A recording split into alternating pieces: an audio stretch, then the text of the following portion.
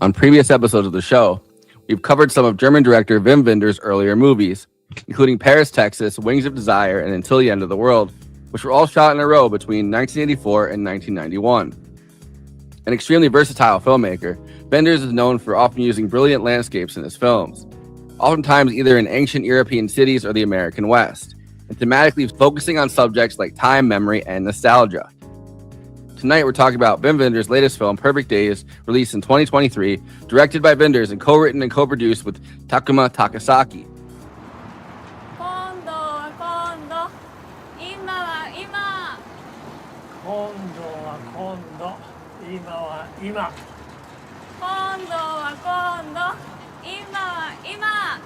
Takasaki, interestingly enough, doesn't come out of the film industry, but has worked for the majority of his career in advertising. Takasaki was originally hired by Kōji Yakusho, the founder of the Tokyo Toilet Project, whose original idea was to create public toilets that anyone would feel comfortable using. One of the world's most livable cities, Tokyo, where cleanliness, order, and hospitality have reigned supreme, evolving ever cleaner, more hygienic, and more livable. But one aspect of public life was left behind: the public toilets. 汚されるし、汚れてしまうイメージが。ちょっと危ないような。その場所になんかすごいマイナスのダメージを与えるものっていう感じが強かったので、トイレがあることで逆にその場所にプラスのイメージを与える、そういうトイレができたらいいなと思ったんですね。A unique project to redesign the public toilets of Tokyo. After brainstorming ideas for an ad campaign for these toilets, Yakusho and Takasaki came up with the idea of basing it around a public toilet cleaner and the altruism that it takes to be dedicated to cleaning the public toilets. Yakusho wanted a big international team put together to really showcase the toilets, so he sent out invitations to creatives and artists across the world to come look at them. Wim Wenders got involved after traveling to Tokyo to see the 17 public restrooms designed by international architects, deciding to do a feature film rather than the original idea of several short films, and becoming impressed at how well residents of Tokyo take care of their city. That comeback out of the lockdown was like there was no tomorrow. Cities were ruined afterwards. Parks were ruined. People had lost all sense of decency. I mean, public behavior. The parks where I live in Berlin were all garbage heaps. It seemed the big victim, at least in my part of the world, of the pandemic was the sense of the common good. In Japan, I saw the opposite. It was really endearing to see how respectful they treated their public places and also these toilets. And that's when I thought, as much as I like these toilets and these architects, there is something bigger to do here. And as these people had invited me to be inspired, I told them the truth, and I thought I was probably talking myself out of a good job. And I said, I don't think I'm the man to do these short documentaries on the architects and their creations. I sense there is something much more important here after the pandemic, and that there is something to be done right now in Japan about something that the world could learn from. Right after the pandemic, at a time when Wenders thought people would perhaps start being kinder and more careful with each other and the world around them, he was horrified to realize it's the opposite. And after the pandemic, everyone was being much more reckless, which is why he became so much more impressed with how that wasn't the case in Tokyo. Perfect Days stars Kōji Yakusho as Hirayama, a toilet cleaner with Tokyo Toilets, who doesn't talk much and lives a very solitary existence. The film is in fact largely without dialogue, except when Hirayama must interact with other characters. Some of those characters, like his assistant Takashi, played by Tokyo Emoto, are extremely chatty and won't even stop to see if Hirayama is going to reply. There's definitely a generational gap between Hirayama and the characters most insistent on talking, such as Takashi, Takashi's girlfriend Aya, and his niece Nico. ずっと行ったら海？うん。海だ。行く？今度ね。今度っていつ？今度は今度。Hirayama's apartment is small and compact, a two-story modest house, an incredibly minimalist space which stands out in direct contrast to the Tokyo skyline, including the Sky Tree, the tallest tower in Japan or really anywhere, which we see constantly as Hirayama drives and bikes to and from work. Hirayama has a simple and repetitive routine, waking up, getting a soda, driving to work, cleaning toilets during the day, then at night or on his days off, going home, watering the plants he's raising in his apartments. These are tree saplings that he often finds in parks or near where he's working that he nurses to health. The biking to the baths, eating at his favorite ramen place, or sometimes visiting his favorite bar. He also collects novels that he buys at the bookstore, especially from Patricia Highsmith, William Faulkner, and Aya Koda. Highsmith is a favorite of Wim Wenders, who adapted Ripley's Game into The American Friend starring Bruno Ganz and Dennis Hopper in 1974. In this movie, he uses The Terrapin, a short story about a boy named Victor who is emotionally abused by his failed children's book illustrator mother, who gets attached to a terrapin that's heading for a turtle soup, and then butchers his mother after swearing he heard the terrapin scream while getting boiled alive. Nico says that's what she's going to end up doing to her mother if left alone once she's run away. And cassette tapes that he listens to each day on his way to work. These are classic rock tapes from the 60s to the 80s. We get a selection of what Hirayama likes listening to: Patti Smith, Lou Reed, The Kinks, Nina Simone, Van Morrison. Takasaki said, "I believe the divisions between people will continue to widen. Generational gaps and lifestyle differences aside, physical relationships are likely to grow more ambiguous. When that happens, culture may be a big factor in bringing people together again. Films, music, books, and art have the power to do that. When people are impressed by the same thing, they have a basis on which to connect with each other."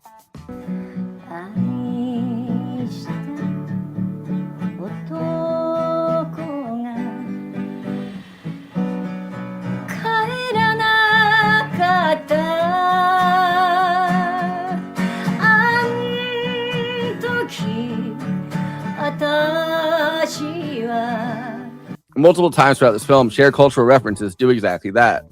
Both Hirayama's niece Nico and Aya are drawn to the cassette tapes and feel something from listening to them as a way to connect. And a woman who Hirayama likes at his favorite bar sings House of the Rising Sun to a restaurant full of middle-aged customers. Takashi drags Hirayama to a record store and tries to get him to sell the tapes, but they're worth more than mere commerce. Hirayama has a fascination for trees, photographing them, watching them, growing them, connecting to nature, even if it's through the lens of a camera he carries around. Wenders is very inspired by the films of Yasujiro Ozu, whose films like Tokyo Story and An Autumn Afternoon are regarded as classics, with Tokyo Story even being voted as the third greatest film ever by BFI's Sight and Sound poll in 2012. Ozu's films were often about the relationship and conflict between generations, told through stories involving family and marriage. In 1985, Wenders actually had gone to Tokyo to make his documentary, Tokyo Ga, which he called a diary on film about his reflections on Ozu, as well as interviews with actors and the cinematographer Yuharu, who worked on Ozu's films. As we learn more about Hirayama throughout the whole film, we can deduce that this isn't the life he was born into. His sister, who we meet towards the end, is a rich, successful, upper-class person who's horrified that Hirayama cleans toilets for a living. She tells Hirayama that his father is losing his memory, assumably from dementia or Alzheimer's, and asks him to come visit one more time. We also get to see Hirayama's dreams each night, which are black and white, expressionistic, and seem to show us part of his day. 本当にトイレ掃除してんの?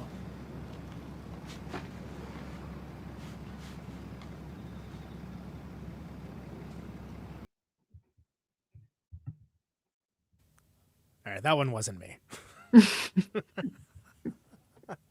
All right, yeah, here we are. Yeah, I don't know what happened. I had everyone queued up to introduce. Yeah, hey everybody, Marta's back. Hey Marta, it's been a while. Hey guys, it's nice to be back. Yeah, it's good to have you. We'll do it live to heart, I guess. Yeah, exactly. Well, Well, they're gonna do it live. The ghost of Bill O'Reilly. Oh wait, he's still alive, isn't he? Well, to have such an elegant and informative intro and have it just kind of crap out by the plugs, I guess that's fine. It was a really good intro, by the way. Like, wow. It just couldn't handle 10 out of 10. 10 out of 10. No, the episode 5 out of 10, but the intro 10 out of 10. I can see why they have their own audience on YouTube and whatnot, right? But anyway, all you missed is we do a lot of stuff, and you can follow us in all the things. That's it. And Marta's back. Hey, Marta. Yay. Rewind and Revive is the quote unquote new thing. Not that new at this point, but no, it's been a year now. Yeah. I didn't even try to pronounce Marta's last name. So did you say Marta McFly? Well, no, I just said Marta, and then I said, aka Marta McFly, and then I had her last name on there, but I was like, last time, I just ended up feeling like I really butchered it. I feel like you did it well last time. Yeah. I usually remember all the ones that don't. You keep a list. Exactly. Enemies real back long I list. looked it up by going, did I get it? And then you were like, almost. And then I was like, all right. Probably good enough. So this showed up, of course, loyal devotees of the show will know that we did a full-on bracket situation for as a bit, because I like doing the most work and labor-intensive things possible for the show. And Perfect Days was on it. And this is something that I've thought about, this would be a cool one to cover for a long time. It's great to actually be doing it. What a quiet and contemplative movie, right? And I'm thinking about when this came out, because I was real late to it. Even though I love Wim Wenders, famously Until the End of the World, one of my favorite movies of all time. Wings of Desire, Paris, Texas. So love so much of his stuff, but I have not personally loved a lot of the stuff he's done in the past couple decades. It's fine, but it's not his best work, I think. But when I saw this, my expectations could not have been lower. I was like, oh yeah, I'll check this out. And I was like, oh wow, this is really cool, but it's so different. And the Ozu-ness of it all really comes through. Because there's a deep humanity to it, and it's so quiet. Very intimate. It's very intimate, and it's crazy to me that it's the same. Think back to what the character, the lead actor plays in Tampopo. Very different. It's kind of like a career best for him in a way, for people And that Cure. aren't familiar. Yeah, and The Cure, which I just finally saw a few months ago. But so different from anything else that he's ever played. And I'm usually the one that seeks this kind of stuff out. So I came pretty late to it. Marta, how did you find out about Perfect Days originally? Oh gosh, I don't remember. I've seen it 5 times now. So I must have been on that train when it initially came out. But I don't know how it got on my radar. I mean, it has all the sort of things that I would enjoy out of a film. So it's very Marta coded. Absolutely. The initial pitch to me, and this was a perfect example of an unsuccessful pitch, was Wim Wenders made a movie about toilets. Yeah. I'm like, great. That sounds terrible, and I'm not going to watch that. Yeah, but then you actually went and saw, you saw the. You're like, oh. And it's like, yeah, they weren't wrong. It was just not the way I would pitch the movie. They weren't wrong. I'm saying you went to Japan, you actually went and you saw. I actually toilet. went and saw one of the toilets. Yeah, it was great. Did you go inside?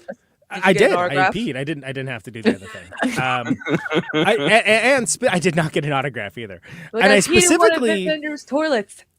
Right, exactly. Tag Wim Wenders in the picture.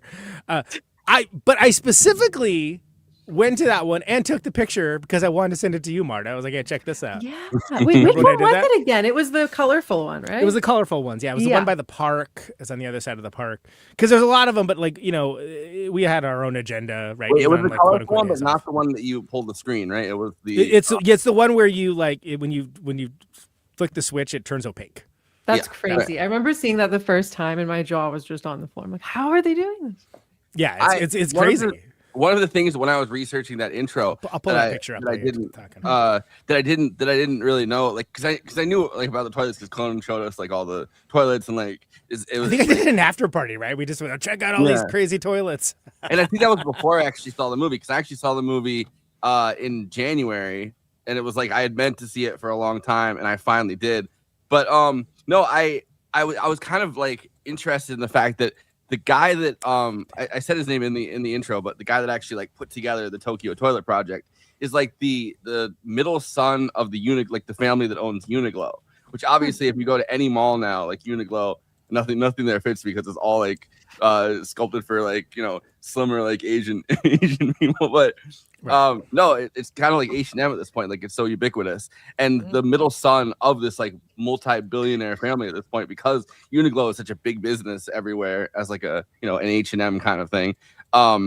He was the one that pitched this project, and it's just interesting how different in my mind the billionaires, the public serviceness, I guess, or the public service ideas of I can't imagine an American billionaire putting a bunch of money into it would never happen. Yeah. I mean, what's interesting though about by the way, for sorry audio listeners, but I threw up a picture of me in front of some of the Tokyo toilets in question. Those look kind of woke, Conan, to be honest. and then you threw up us going, woo. Yeah, exactly. Then it was like an unlimited, like recursive nightmare. Well, you know like what's Inception interesting? style. I've noticed a few like airports kind of have like these individual like bathrooms now, stalls or whatever, and that's where like a lot of conservative activists are like, look at this, and it's like, really? It's not really that big of a deal. They're mad about the toilets now. Oh my god! Of course they are. Why am I asking that question? It's gender neutral bathroom. Anyone could go in, and I'm like, yeah, that's kind of the Well, point.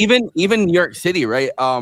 Because New York City has had this problem where and I had just want to piss on anything. But like, but when I've gone with Conan and traveled around, and there's just nowhere to stop and like pee. There's like nowhere. You never find a public bathroom. So the one of the first things that Mondami like basically said is that he's going to put 1,200 like public toilets throughout the city, but still they're doing like the porta potty type kind of like rip them down type one. And not something beautiful like in Tokyo. Well, because it's basically a public works project. They're little works of art, which we do not do here.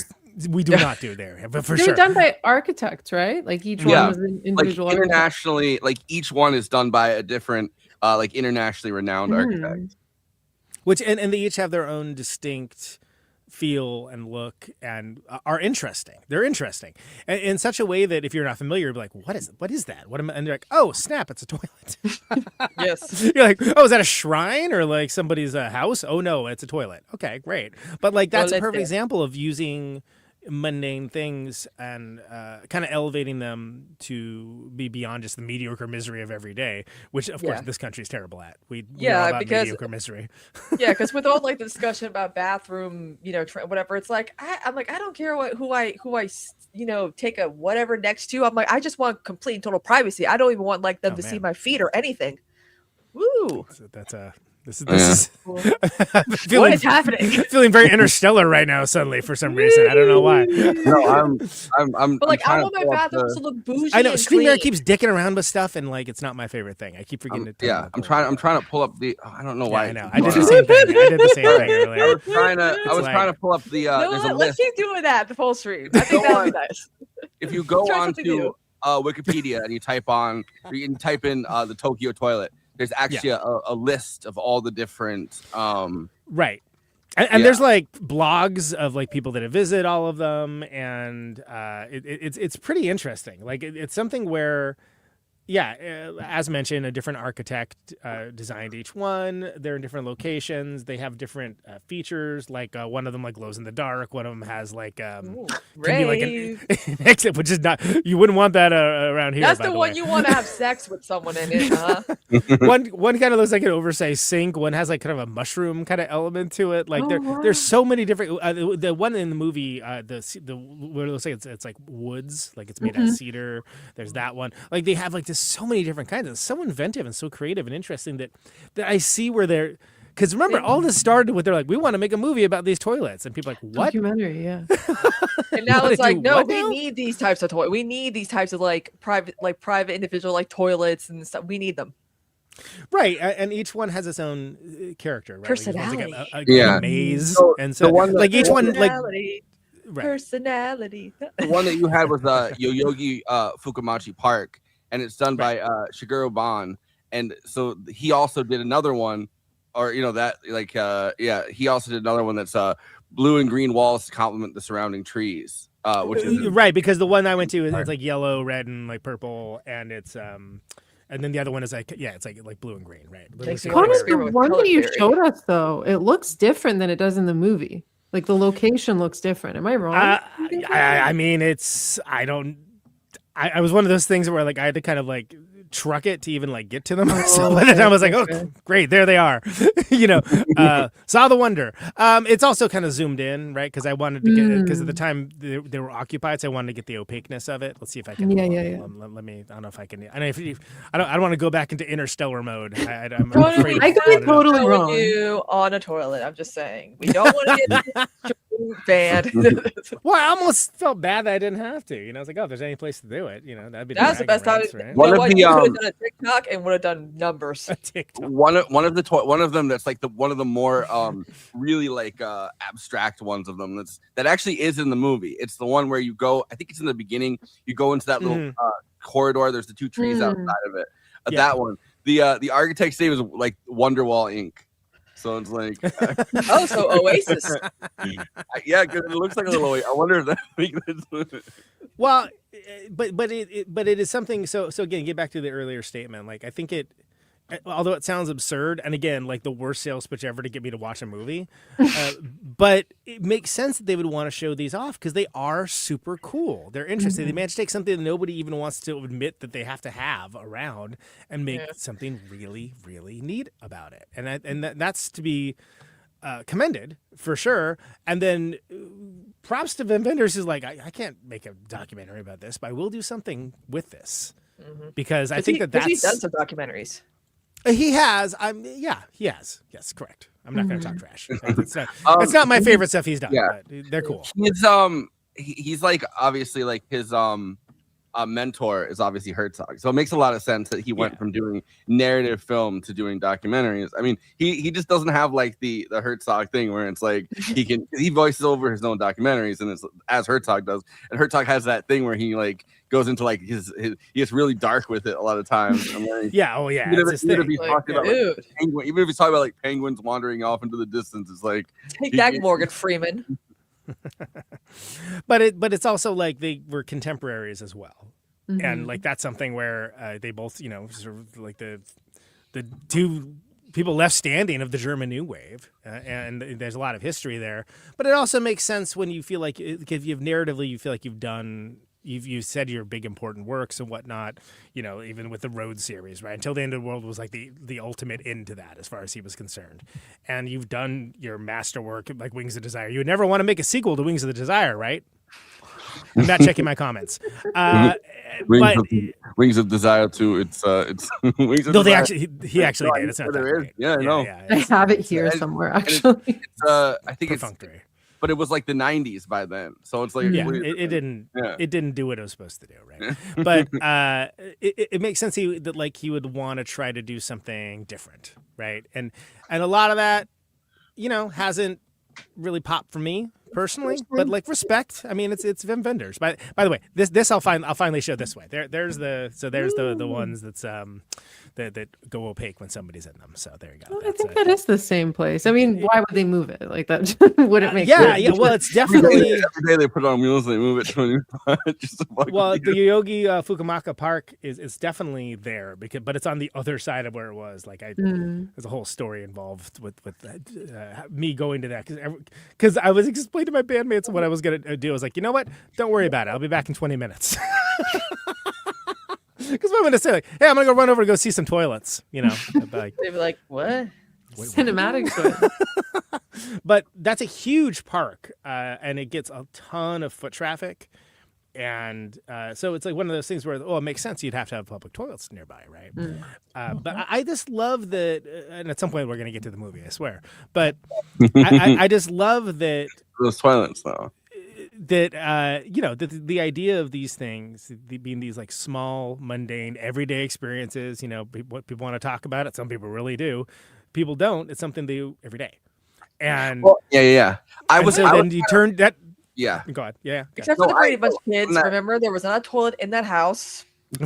Like hopping onto like exactly what you're saying, right? Like I was kind of blown away by the like the intro video they did for their thing, which I put a little bit of in the intro, where it's like, well, we've designed the infrastructure in Tokyo to be very cool. The one thing that we haven't really touched on or like changed at all or like expanded on to make it useful and interesting is these public toilets, because people kind of find them gross, and it's like it's such a clean, I think, and like a very clean and a very conscious culture, and it's like absolutely people don't necessarily want to think about that.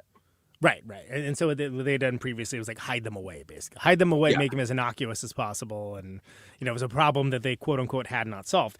But, Wim Wenders taking, this very mundane exercise. And like, what's more mundane of a job than cleaning toilets, right? Don't I know it? But then also finding real Ozu-like feel and heart to like the simple beauty of your mindset can make an arduous task a pleasant one, or a pleasant task an arduous one, depending on like how you view the world. So to have this character that's so often serene and just really so comfortable in who he is and what he's doing and why he's doing it. As mentioned in the intro, right? Oftentimes spoken to, rarely says that much, frankly. But not in a Chauncey Gardner and Bean there way. Just like, he just what he says things when he needs to say things. And he isn't like a tabula rosa. He doesn't have, like, he feels things. He has an interiority, a vast interiority. But we see it through his routine. We see him through, like you say, taking pictures of like the trees, and then on film, getting them developed, and then like as he goes through them, like literally ripping the ones he's like that not even aren't good, but aren't good enough for him to go in his box, and he like shreds the picture and throws it away, and that's like part of his routine. That's what he does in off time, and they're all great. His Instagram would be fire. You know it would be. Yeah. It would be like once he and he would also have like 5 million followers and follows like 2 people, right? Yes, and one of them's his niece. Photo editing skills and like montages of like, here's all the toilets I cleaned for the day. Like, yeah, it would be like TikTok famous. Insanely popular, right? But you get the sense of his character based on his actions, which is something that I'm always a fan of. And to have it, I didn't expect it to be so serene. Is probably the best way I can articulate this. I wanted to read this though. So cool. This is the backstory. It's a little bit long, but this is the backstory that Wim Wenders gave to Kōji Yakusho, who played Hirayama. So he says, I really didn't want to give this away. I gave this to Kōji Yakusho so he could read it, so he would know. But other than that, I figured people would have to put it together on their own. I'll give you this much. He was a businessman. He was rich. He was unhappy, and he was drinking a lot, which he still kind of is in this movie. And his life was going down the drain. One morning, he wakes up in this crummy hotel room. He doesn't even know how he got there. He doesn't even know if he had sex or whatever happened. He thinks his life is shit. He doesn't like it. He actually plays with the idea of ending it. Then miraculously, early in the morning, there's this ray of sunlight appearing on this wall in front of him. It falls to a little tree in front of the window. And there's this play of leaves and sunlight and shadows moving. He looks at it and stares, and he starts crying because he's never seen anything so beautiful. He probably has seen it, but he hasn't noticed. Then he realizes that that's the answer to his existential crisis, to become somebody who notices that. He gives up his expensive car, his business job, and becomes a gardener. Chauncey, I guess, but the guardian of all these little toilets because they're all in little parks. Somehow they found Hirayama as the ideal character to take care of them. That was the backstory. I did give it away against my will. But I would totally watch that movie too. I mean, that sounds badass, and obviously he gets there, right? Which you could feel that radiating off him. But you don't need it. Yeah, it's cool that you don't like. You can. It's inferred, not explained. When the sister, kind of at the end, kind of confronts him a little bit and goes, "Are you really cleaning toilets?" You can feel that that's not where he came, like at all. That's not where he came from. And she's looking down at him. But it makes a lot more sense if she's looking down at him, like not because this is the thing that my brother was born into and that he does well or something. It's like, in my mind, I know you could be like so much more, which obviously he's making the most out of his existence in this other way, but she's not going to see that. So it's like, is that really what you've chosen to do with your life? And it's like, he's like, yeah. Well, again, that's answers as well. Like when she asks him, like, is it true you're cleaning toilets? And he says yes, but he has like the warmest smile on his face. Yeah. Almost mischievous and like a very mischievous, like, yeah, that's what I'm doing. Like, what are you doing? Well, it's like a quiet resilience, right? Yeah, because like he's not ashamed of it. He's like, his life is like so much better than it was in this, previous life that we don't see on screen, where he was, dealing with like the rat race, salaryman stuff, like whatever it was he was up to. Doesn't matter. Like he's a fully actualized human being is deeply happy with who he is and content in a way that most of us never achieve. Which I think a movie that's not made in a space, that's not made in Japan with everybody kind of working together collaboratively in Japan, probably would have to tell you this is where this guy this is the story behind him, and it's like that would ruin the movie completely. Know that would be a lesser movie. That'd be the American remake, by the way. Yeah, which would be a streaming series on Paramount Plus. Thank you. He's like I'm giving up. He's giving up the Corvette. He's like throwing the keys away. He's like, it would be what's like a Taylor Sheridan's Perfect Days. Toilet Man. He's just like Land Man, but he's Toilet Man. Toilet Man. Fighter of the Bathman. Ah. You get Sam Elliott to play the role, right? Anyway, Listen, brother. I was so unhappy when I. All right, now that we've completely ruined this. We ruined the sentimental sweet movie. How dare you two? His name is, for We some didn't do reason, anything. You guys did. his name is still Hirayama. Oh yeah, even though he's not Japanese. Yeah, sure. Yeah. My name's Hirayama. To bring us back, I will piggyback off of Thank what you. Forrest was Whatever saying. that was. Just because I'm so curious, where were you reading that? Was it on Wiki, the explanation of the biography? Because I'm wondering if it came from the same thing that I watched. It's from a Q&A that he gave with Oh, okay. So he must have changed it, because on the Criterion he expands on it even further, which I found really interesting. This was like an Instagram post, so I'm sure it's just like a partial quote of yeah. The one thing that stuck with me is that he says that Hirayama, and it's just like a perfect way to describe it. It's so simple. He's like, he gives himself up to a life of service.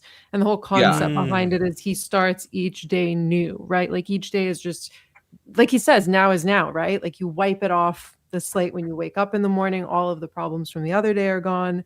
And that's just it. Which I read this interview with it was with Takuma Takasaki, the guy that produced it and co-wrote it, and his comment was that even it's a paying job, but you still have to live a life of pretty much public service to dedicate yourself to cleaning these bathrooms. And I noticed that when they do the marketing for it, even when it's not the Wim Wenders stuff, when it's they're videos showing the toilets and stuff for their opening, they highlight the Tokyo toilet, which they wear the exact this is the jumpsuit is the jump from the movie and everything, and they highlight the public serviceness of someone who cleans these toilets, because I feel like in Japan it's a very respect-based culture, and it's but a lot of times respect goes upwards, and in this case I think they're trying to show respect going kind of downwards, where it's we're showing that we have respect for the people that clean these toilets. Which in the movie there's some quiet elements that kind of up in that a little bit, like when he finds the kid and then the mom, doesn't even thank him, immediately sanitizes his hands and stuff. It's sort of one of those, and there is that as well. It's much. But I think that's supposed to make people feel a little bit of shame for overlooking people. Absolutely. It's done to great narrative effect, because again, we're centered around the one character, and then this character is clearly very self-involved, lost their kid, by the way, no big deal, and is kind of not acting in a very empathetic manner towards this man that literally found her child for him. I mean, and I don't know, growing up in the 90s or whatever, there was the whole stranger danger thing where it's every parents were John Walsh, I think. But it's there's a fear that someone is going to come into the bathroom and take your kid. Sure. And I think Well, don't be leaving your kids alone to begin with. The other day, there was a situation where this old man at the Target was trying to coerce 8-year-old girls for hundreds of dollars to join the bathroom with him, and I'm like, parents, what are you doing?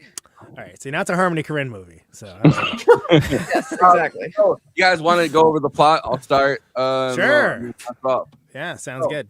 Hirayama works as a public toilet cleaner for the Tokyo Toilet Project in Tokyo's upscale Shibuya district. Across town from modest home. Shibuya. Sorry, to be that guy. Yeah. Guy who went to Japan won't shut the fuck up. Listen, all right. I'm doing this off the top, so I'm going to end up murdering stuff. East of the Sumida River. Not the only one. He repeats his structured, repetitive routine each day. Starting at dawn, his pride in his work is apparent by its thoroughness and precision.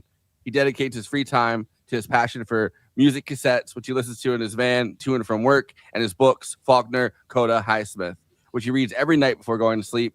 His dreams are shown in flickery, impressionistic, black and white sequences at the end of every day. I like that whole black and white cool. thing. Yeah. It's so cool because it immediately distinguishes the fact that you're experiencing things in real time versus that's something else, but it doesn't do the the big wavy lines or anything. You're going to dream. Right? What is this? Dark Shadows? Right. It kind of shows you. I mean, that is the way you dream. Not the expressionistic. I think it's not impressionistic, but expressionistic black and white sequences is not necessarily how you dream, but the culmination of images from the day or from your day, which has always made me think about the fact that we're so bombarded by images all the time in like this in the world that we live in now, and it's like I wonder how that affects psychology even that way, because you're constantly intaking images, and I mean you always have been, right? Like that's how eyes work, but like now it's but like, there's a distinct push towards social brain, media. Yeah. Social media and Well, not therefore even just- online not even just social interactions. media, like shirts, right? Like you wear a shirt and people's shirt has a logo. It's meant to evoke something. It's meant so that subconsciously you'll go, oh, I like that shirt. Maybe I'll buy it from that company. And then you recognize what company, like billboards on the side of the road, logos on everything. Like everything you buy, it comes with a logo. You're basically being advertised to. And it's always been like, you're intaking all of that. Yeah, or if you're like dreaming or like having like a memory, the memory is not completely accurate. And I remember that one episode on Legion where Sid's like looking at stuff and she's like, the curtains are different here, or like something's different. Like sometimes when you dream, like sometimes when you almost like recreate like in a dream an event that happened in real life or whatever, or like your subconscious is just, that's how your subconscious is kind of like, figuring something out. It could be very different from the reality. Right, and this is certainly Wenders something he has messed with a lot. Yeah. He messed with it a lot. Wow, in previous works. But what I'm thinking about specifically, and Until the End of the World, they have like it wasn't even called virtual reality necessarily then, but the thing that Claire gets addicted to, which is like it's filmed differently, it looks differently, it has a very different feel to it. That you're not experiencing the reality of the character, so on and so on. But it's done so in a way that's not beating you over the head with it, but it's very clear and explicit what's happening, and therefore the dream symbolism and all the scenes that you see with them can be taken in a different way. And I think it's very German New Wave of him, but it's always very much been a Wim Wenders thing. Mm-hmm. We would be not doing our jobs if we didn't talk about how important the music is. Yes. Yeah. And the choice of using cassettes is deeply hilarious too, because of all the analog because for mediums, those who it's like don't know, cassettes were this. Well, apparently in this movie, several of the characters of the younger generation don't really. I mean, they're like, oh, this is a cassette. How does it? Well, I feel like millennials were the last generation that actually owned like cassettes and Walkmans, because we've been rewatching the I Love series from VH1 on my Twitch streams, and it's like, wow, I remember having this cassette and that cassette and that cassette, and I'm like, oh my god! But it's not that old. The same thing that happened with vinyls. I mean, vinyls are and now really and cool. Gen Z's bringing them back. For some, definitely. good for them. They show it like each tape that he has in his collection, because his collection is just I listen to it. He doesn't have a Walkman. His phone's like a flip phone. Like he doesn't have. He just listens to it in the van when he's going from point A to point B, and But it's part like of that utilitarian versus like when he walks into the cassette the record store and they're like, oh, they're very popular right now because people are just kind of using them as these these status symbols almost, right? Like, so it's like it's somehow cool, which is hilarious to me. But I mean, you see so many people selling cassettes at merch tables now. By the way, it's a very real thing. But it's interesting that that's the medium that's utilized. But I think we need to talk about how important, and Wim Wenders is definitely an artist that has utilized music very effectively. Nick Cave and the Bad Seeds for one of them. Just think about the Paris, Texas soundtrack, the Rycooder stuff. Marta, can you speak a little bit to the usage of music? Which, by the way, I want to hear someone's opinion when I kick the subject of music to somebody else. That's a big deal. It is a big deal. The music's incredible here. That's obvious. But the most important thing about it is I think that because Hirayama speaks so little, the music speaks for him. Like if you pay attention to when these needle drops are happening, it's always to do with what's going on with him, or even just like the day that he's about to experience himself. So I think that's like the biggest takeaway of these specific songs. It's much like the dream sequences. Like he's sitting in the van, and a lot of times he's processing the feel. Like in his dreams, he's obviously processing the images, and in his van, he's processing the feelings of everything he's going through. Right. He has these amazingly emotive moments, because throughout the movie, he emotes, but like it's very private. He's very contained, and then in these moments in the van when he's listening to music, he's like, well, because he's so precise in his work and his life. In a way that Takashi absolutely is not. Like he's like the polar opposite. Right? He's like deeply imprecise, chatterboxing 10 out of 10. nonstop. I like when rating goes, things all the time. Yeah. I like when he's in the van with his girlfriend and he's like 10 out of 10. She's like, will you stop saying that? 10 out of 10. But I do want to before we move on, because again, this is a hard one to go through a plot summary of, because like plot wise there really isn't that much, and it's going to jump kind of around a lot. We got to fill the gaps. This time I noticed the books. Yeah. Well, you mentioned Faulkner, Coda, Highsmith, like the interactions with like the book lady, the booksmith, sure, the book, the librarian, Marion, librarian, sure, like the chick at the bookstore, right? Like, and has these interactions like, oh, you know, that author's so great, this, and this, and he's just sort of like, oh, okay, like he's just like not like interacting at all, but she just. Well, when she's talking about Patty Highsmith, he's buying the book that his he knows he's not getting that shit back. So he's buying the Patricia Highsmith book that his niece took. I wanted to read through the songs from the soundtrack since we're talking about music. Okay, yeah, sure. Yeah, we can get back. So obviously, House of the Rising Sun by the Animals, Pale Blue Eyes by Velvet Underground, one of my favorite Velvet Underground songs. Yeah, it's so good. Yeah. Sitting on the Dock of the Bay by Otis Redding, Redondo Beach, Patti Smith, Walking Through the Sleepy City, Rolling Stones, Perfect Day, Lou Reed. Great sequence. Io Sakana. I don't know that one. That's like one of the only Japanese songs that I think that's on there. Sunny Afternoon by the Kinks, another one of my favorite songs. Then there's the Japanese version of House of the Rising Sun, which is Brown Eyed Girl, and then finally Feeling Good, Nina Simone. Don't Google Van Morrison plus politics, by the way. But anyway. Well, as I said, Van Morrison. Morrison, exactly. Right. One thing. Oh, sorry. Go on. Oh, I was gonna say all banger choices. Like, most movies would be lucky to have one or two songs that well placed in a movie, and this is like throughout the whole thing. So, go ahead, Marta. Oh, I was just gonna say, same Criterion release, extra with Kōji Yakusho. It turns out that these were his selects. I'm pretty certain. Really? And the interesting thing is, he was picking it at the time. I'm sure it was collaborative. And he looked at Wenders and he was like, "Well, is this realistic that I would be listening to all of this music in Japan?" And Wenders was like, "Well, you were listening to this music. You are of his generation. Right. So yes, it is accurate. You are this older man that grew up in, I don't know, the 70s, 60s, 70s. So this music makes sense that you would be listening to it." So I was watching the Tokyo God documentary that Wenders did, and there's this entire sequence where they're in he's in Tokyo, it's going around, and there's this park that everybody's dressed like they're from the 50s in America, and they're all listening to 50s music, and they're all in American clothes and like dancing around, and it feels like because that was 1985 and these are like 20-year-old kids or something, it's probably it's younger than Hirayama was, but it's still like it shows there's this, because now we have entire conferences where people dress up as Japanese anime characters, manga characters.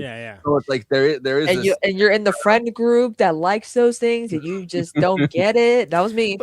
But it goes both ways too. Like I said, I'm fond of mentioning in Osaka when we played last year. Like they have like just like there's a Chinatown, there's an America Town, where it's like 50s diners and stuff, and everyone. But it's surreal because it's a very Japanese. It's very Japanese take on that. I never should read the comments by mid-sentence ever at any time, never. And also too, like How they long have am I doing certain this show? They have certain artists that they're like such like big, like like I always think about like the Jersey Boys movie was a flop here, but it was a hit in Japan. Right, sure. Yeah. Or like the Carpenters were so big that it made Karen Carpenter have the lead sister shirt because they mispronounced lead singer or whatever. So like there's certain like American things. Or their favorite villain, Marty Supreme. Pivoting a little bit, I love that Yakusho had so much take on the music being utilized because it's all very perfect. Also very much down Wim Wenders' sort of personality and not outside of his comfort zone at all. But think about the fact that, so for me, like, I first saw him in Tampopo, right? But he's also, in Cure, which I just saw, but he's in 13 Assassins. Yep. You know, he's in like all these like real like these tough guy Miike movies which again the only one we've done is the most insane one ever with Ian Miller for people that which one are new to the show. Most insane feels like it could be in. Well, he's pretty. It was a long time ago. What's the name of it? It's the one. There's some evocative scenes. No, not Ichi. Ichi's downright normal. No. Audition's downright normal by Victor Q. It was you know what? It doesn't matter. It doesn't matter. Doesn't matter. I'm fully off track of what I was saying at this point. But sorry. No, I'm the one that brought it up. It's fine. Tough guy stuff is what I'm getting at, right? So he's like kind of known for being like, you know, this sort of like leading man, sort of very, very austere, but like in that male ideal sort of way. So to have this be such a quiet Zen-like role, and to have like the music again, and I think it's an important point too. It was mentioned earlier that it's a lot of times the music is a reflection of what's going on in his head. You don't hear him speak about it, but you hear him interact with it based on like the music selections that he has. And like, it's one of those things when you're first like, well, why is he listening to House of the Rising Sun? That's weird. And then you see that amazing scene, which I'm sure we'll get to in the plot, where, you know, the girl he has a crush on that runs the bar, like sings this incredible version of it, which that's a song that like, I'm like, oh Christ, you're covering this. I love that it's like and I don't remember who they said translated it. Like it is translated by somebody famous, but the lyrics it's like its own story. Are like you put it into like Google Translate, you know what I mean? Yeah. Like so you translate it into Japanese and into English and back to or whatever into Japanese and then back into English, and it's like so it's like there's a like I don't know, it's just like the lyrics are like just different enough to make it fascinating. Oh, it's absolutely fascinating because it's sort of, you know, in the original House of the Rising Sun, you know, it was supposed to be like, you know, a bed and breakfast in New Orleans, right? That's like decorated like a brothel, but like it's not. Again, it's not one for one. It's in this weird, like in a way, the Make Way for Tomorrow and Tokyo Story are the same story, but are they? Because they're very different, and sometimes the culture, the translation of that can be fascinating. Mm-hmm. House of the Rising Sun, everybody. There's also oh God, the first Suicide Squad movie almost ruined the song for me because it was like the first needle drop, and I was like, oh my Kristina, God, this has nothing to do with the song. There's also like it's kind of dark, but there's like the fact that I don't know how much of this kind of played into it, but there's a big movement during like the 70s, especially to get the American troops out of Japan. That, you know, they treated like Japanese women like, I mean, a lot of them have been raped, especially, but like treated them as kind of prostitutes a lot of the time, even if they weren't. Like they were very brutal to them, and I do wonder the lyrics to House of the Rising Sun, where it's about kind of a brothel.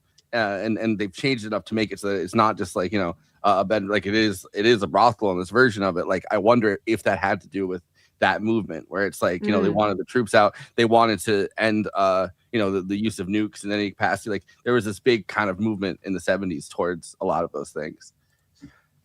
Yeah, well, I mean, and that's, you know, there's stuff like that all throughout historical Japanese movies as well. I mean, like I think about Akira, right? Akira, there's like, you know, the great like scene where these like, oh, they're taking him out, they're at the bar, and it's sort of like you can just tell like at a glance, you're like, oh, okay, this is 1952, all right. You know, this is like also it's Japan kind of gaining their confidence back, because if you look at something even like Godzilla, where it's clearly a take on the trauma they had been through. And then it comes to America and they cut all of those parts out to not offend American audiences. And it's just like, oh, giant monster. Like there's nothing to do with, you know, dropping an atom bomb. And that's why Godzilla appears and stuff. So it's like, as Japan kind of regains their confidence, which they have in the last few decades, it's like a different kind of thing where they're able to be more assertive about these things, where in the past it's like, you know, they're kind of still in this mode of being traumatized. All right, so far we got that he listens to music on cassettes and he reads books. That's what we got. That's what we're like. Well, the first 5 minutes of the movie. He doesn't just do that. He eats a sandwich every day in the shade under trees in the grounds of a shrine. It takes film photos of their branches and leaves in the Komaribe sunlight filtered by the leaves. In the bathhouse.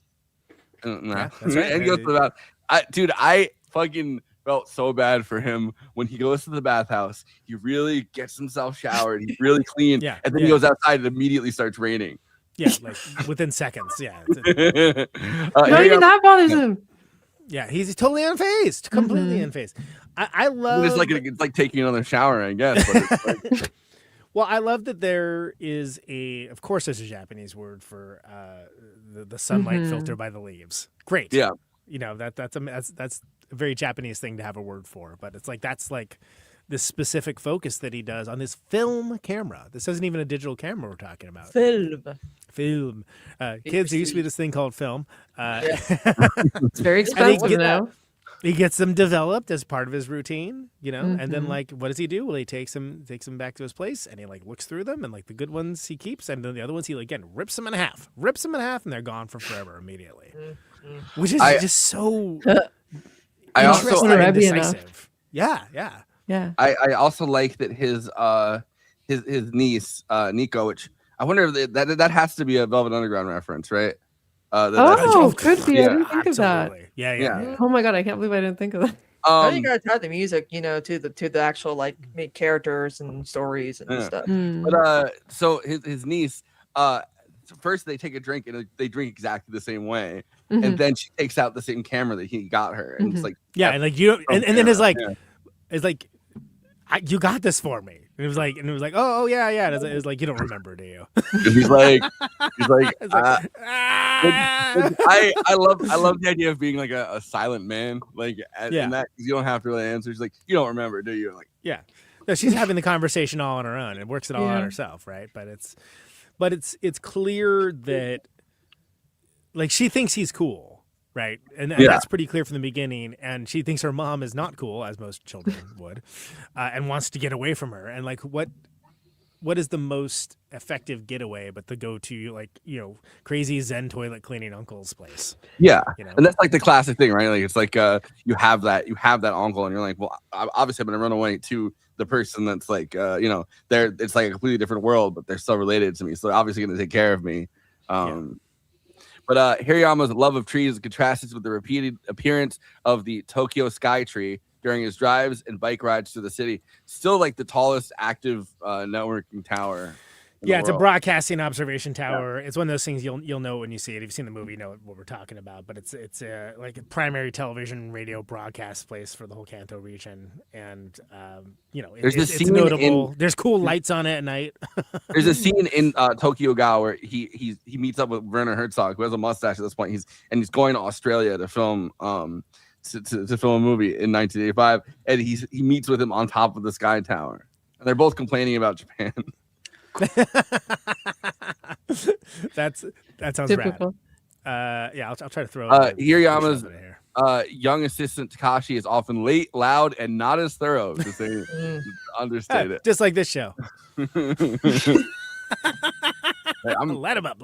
I'm pretty thorough. One day, except for when I try to pronounce things. One day, a young woman named Aya calls up Takashi at the toilet he's cleaning, so he hurries to finish. He tries to leave with Aya, but his motorbike will not start. He can't win. So he persuades Hirayama to let him use his van. I kept thinking of that's such a bad idea. Immediately, like, don't do it, dude. Don't do it. But I also kept thinking about No Other Choice. Sure, Because he has the same. By the way, kind of, there's the Sky Tree at night. It's pretty cool looking. It is. But there's the same kind of line where the guy, he's about to kill the first guy, and he's like, "What? Can an unemployed man not find love?" And Takashi has a similar line where he's like, "Can a broke man not find love?" Yeah. Well, and there's such a contrast. He's a chatterbox, always rating things. He's got everything is being rated. So weird. Doesn't seem to be interested in anyone actually responding to his constant torrent of talk. You know, not a bad person, but certainly not a detail-oriented person at all. Like, he's constantly like, you know, he's like cleaning on scrolling his TikTok. Phone. Yeah, I know, exactly. And like cleaning with the other hand. It's like, he's just a ridiculous person, right? But Hirayama, like, you could tell he likes him. He likes having him around, which is like fascinating thing, because he's always kind of creeping up behind corners, and he sees the kid with it's a little bit mentally challenged, I guess, playing with his ears, and like you can tell that he has like this soft spot like almost like Mhm. you would for your own child or something. Well, yeah, right? like Like, when he says like, well, he really likes my ears. I'm just attached to them. Yeah. and he's like, It's adorable, you know. He's like, I'm just an added Yeah. bonus, right? And the kid's like, yeah, and he's like, right, yeah, and he's Yeah, like, So it's not like he's like, I mean, he's messy, but he's not evil or like, you know, it's like he's like clearly just not very young. good. He's young, doesn't really care about this job, cleaning toilets, which frankly, why would anyone, you know? yeah. Mm, Tell me about it. He even asked. I mean, he asked Hirayama in the truck. He's like, "You've even like made all your own equipment, like you." Yeah. But I asked if Takashi could stay with her. She works at a girls' bar. Found out what that is. It's like a nightclub where you basically pay money for a girl. Yeah, it's to like a hostess. Yeah. It's a very common thing in Japan. Yeah. Well, loneliness is obviously such a common theme in this. Yeah. Takashi Here we stayed have there. Hooters. Society. Oh God. He complains Built to that kill, he complains that Twin he's broke. Peaks. Yeah. Unbeknownst to Hirayama, Takashi slips Hirayama's Patti Smith tape into Aya's purse. The first time, I don't know why I saw it, like because it happened so fast. I was like, "Did she take it?" And then I realized it's him that puts it in there. Mhm. When Takashi discovers they are valuable, he urges. Oh, Takashi talks Hirayama to go into a shop to get some of his cassettes appraised. He drags him along to that too. Takashi discovers they're valuable. He urges Hirayama to sell, but Hirayama refuses, giving him some cash so he can take Aya out. He wants him to sell and then give him the cash, which is like, Yeah. Again, what a pal. in that scene, as they purposely turn the camera out, you can see Wim Wenders in the record store. He's in the record store. Yeah, I did not notice that at all until you guys mentioned it off mic. When Hirayama runs out of fuel, he's forced to sell a cassette for fuel money. That's like one of the saddest scenes I think in the movie. That's relatable. Yeah. And I like that they skip it too. Like he shows Yeah. the cassette, him holding the cassette, and the next thing you know, he's parked at home. Like I really like that sort of skip.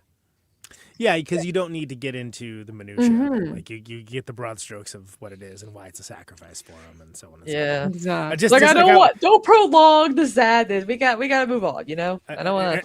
And again, I feel like the whole thing is like Pulp Fiction style, like not necessarily in sequence for this plot, but like when she's like, "Oh, you know, is that on Spotify?" And she's like, "What store is that?" Oh, yeah. That's was great. very cute. You know, that's so good. It's very, it's adorably offline of him. Mhm. Hirayama commences a tic-tac-toe game with a stranger after finding a piece of paper left hidden in the stall.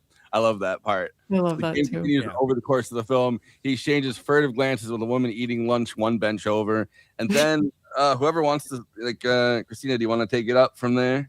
Yeah. Saya catches up with Hirayama about oh my god, I can't what the hell are you sorry, my cat's driving me nuts. To return his cassette. She asked to play it in his he keeps meowing. She asked to play it in his van one last time and then gives him a thank you kiss on the cheek, leaving him visibly startled. I love It's a very, that. very sweet scene. There's a jump where he goes and he's shocked in the van. His eyes come up, Yeah. and then it jumps to him in the bath, and he's still like this in the bath. Yeah. And again, it's like one of those almost like Charlie Chaplin style. Yeah, there's something. I was thinking there's something very Harpo Marx. There's something very Harpo Harpo Marx. Marx. Sure, that's where he's like. It's great. Yeah. And on his free day, Hirayama does his laundry, takes the film with his tree photos to be developed, cleans his flat, buys a new book, and dines at a restaurant where the proprietor shares gossip with him. Nico, his niece, showed up unannounced, having run away from his wealthy estranged sister Kyoko's home. Oh my god, this cat's driving me nuts. I heard of that time. I know. Hirayama lets Nico accompany him to work during the next 2 days.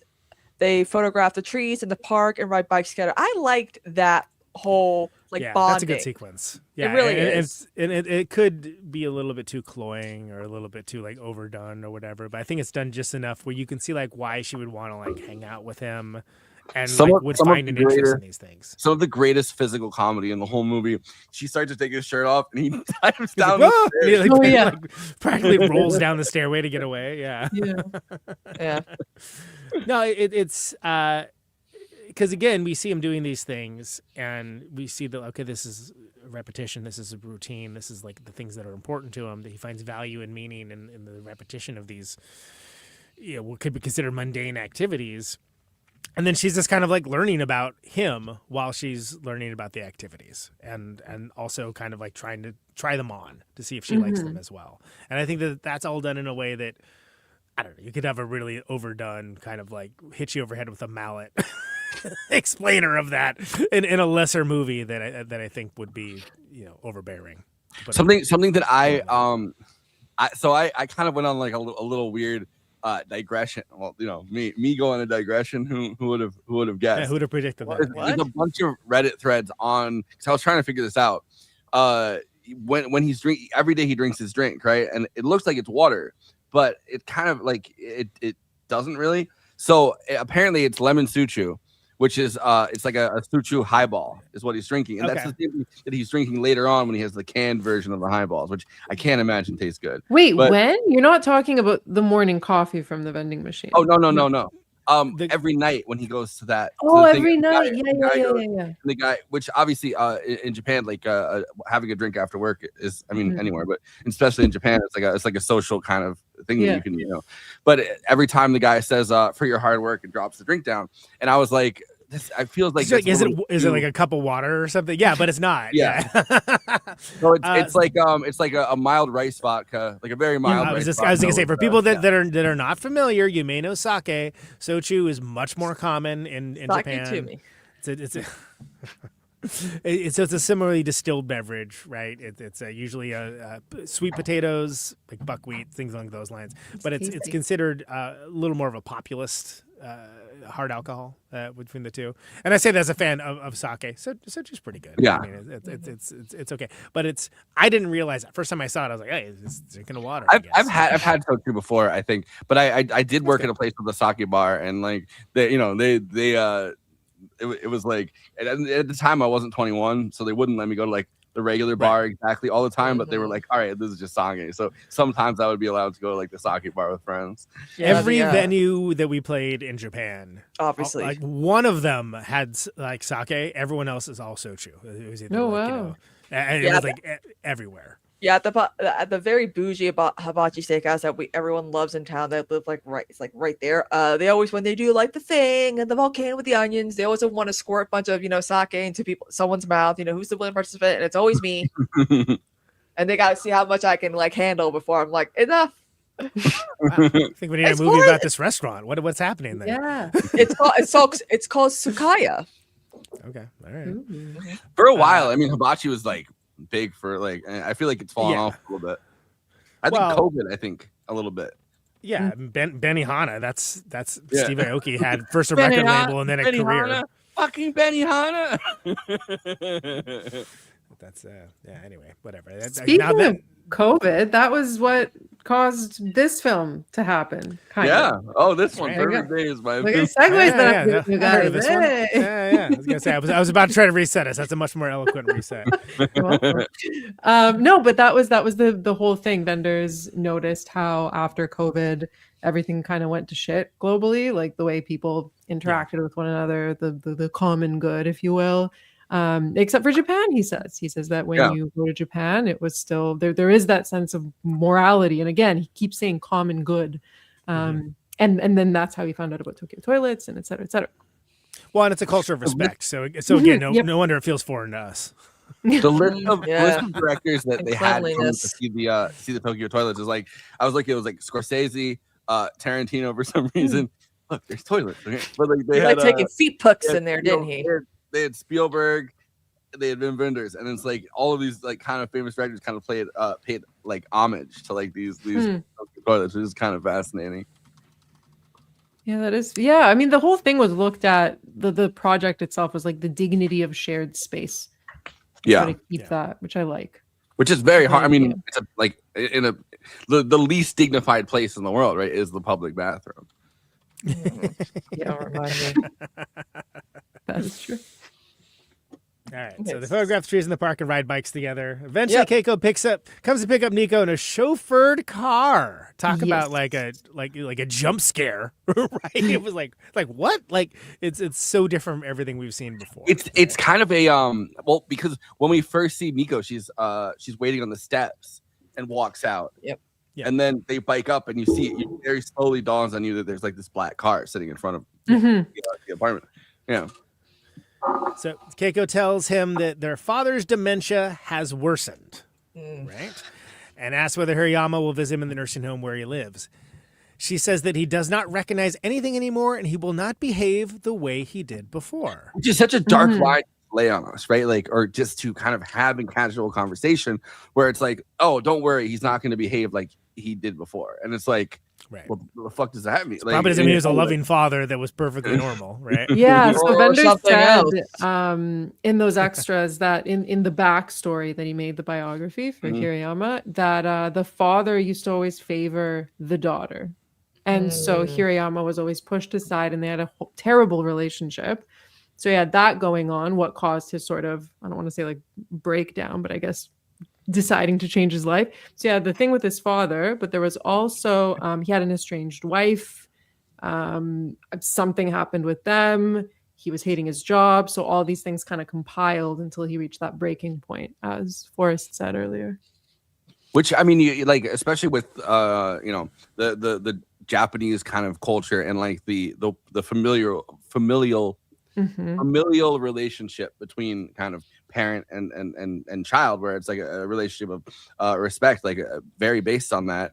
Like I feel like there's also the thing where it's like you're expected to go into that same family business if your father is a businessman. So it's like it's this rebellion. I feel like this almost teenage rebellion, because that I like, in my mind at least, that's why he had like almost like a smirk on his face when she's like, "Oh, you clean toilets," because he's realized he's reached this point of like happiness, enlightenment. He's much happier. She's clearly kind of miserable. She's like kind of the worst, and it's like he almost has this mischievous kind of impish little smile on his face where it's like, that's like I've done it. I've changed myself to that point.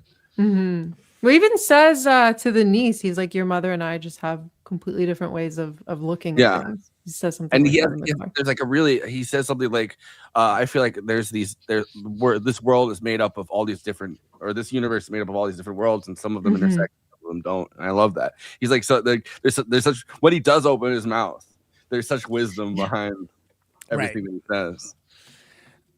Absolutely, and it's heartbreaking, but it's played so well. So Hirayama sorrowfully refuses, but hugs his sister goodbye. And before she leaves, she asks him whether he really cleans toilets for a living, as mentioned. He says yes, but without shame, right? And then they drive away, and Hirayama begins to cry inconsolably.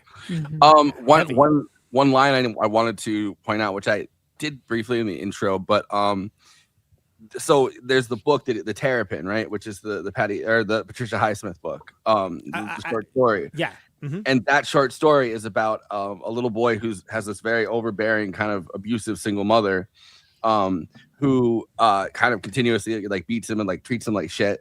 And he there's this turtle that Terrapin, which is like a turtle that he has, and he decides like he has it as a pet, and he gets attached to it, but it's supposed to go into the turtle soup that the family is making. And at the end of the book, he really wants to show this turtle to everyone, because the kids are like really mean to him. They beat him up, but he thinks everyone will be impressed by this cool turtle. And she throws the turtle into the soup, and he thinks that the turtle is screaming as the turtle is killed by boiling water. And that night he goes into the mother's room and cuts her up into little pieces and just butchers her the way she butchered like the turtle.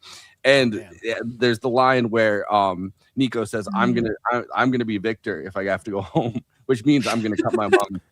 Right, which is such a subtle kind of the source material kind of thing. Yeah. Also, another fun thing about Hirayama purchasing the Patricia Highsmith novel, Wim Wenders directed The American Friend, which is an adaptation of Ripley's Game. So the Ripley books, which is funny because I finally watched that for the first time last year with Dennis Hopper as Tom Ripley, by the way, and Bruno Gantz is in it. It's like one of his first roles.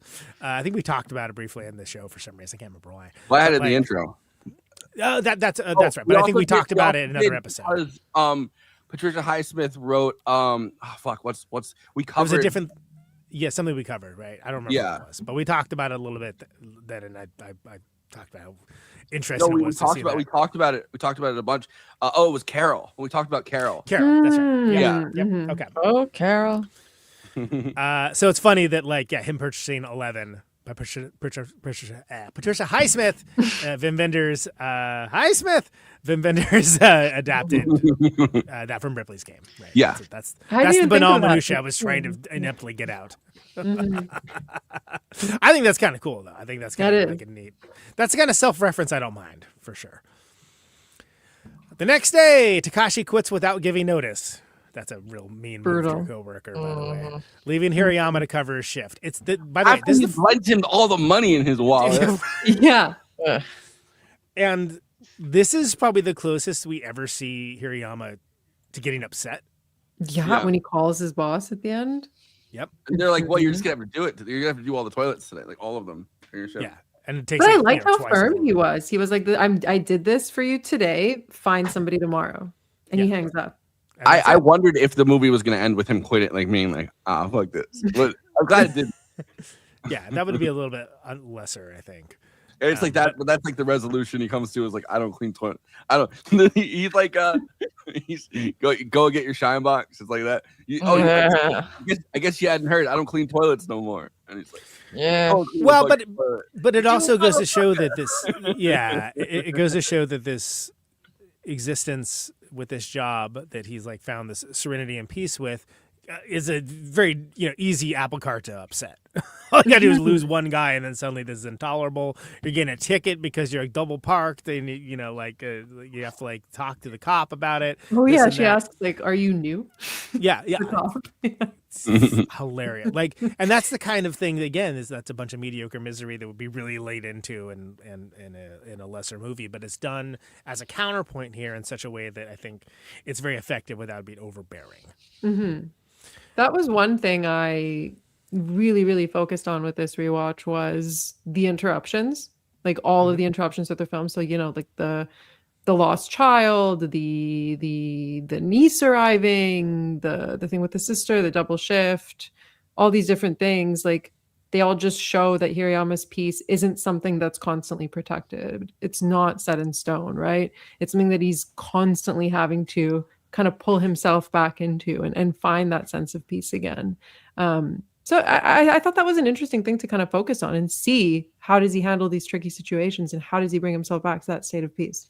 Because it's not always the same way. It's always not always the same solution. It's not always the same problem. Mm-hmm. Like the double shift day, he misses out on his bathhouse. He misses out on his dinner. He has to eat those old noodles at home. Remember, he like opens up the instant noodles and he smells them to see if they're fine.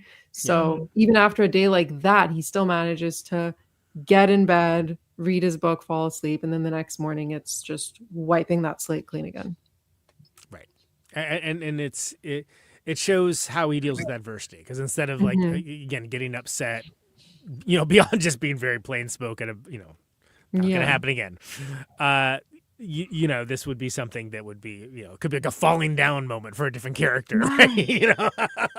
Like definitely like a complete freak out that would be warranted and justified, because when you're in a situation where you're a service worker like that, if you quit suddenly, you're not screwing over your boss, you're screwing over your coworkers.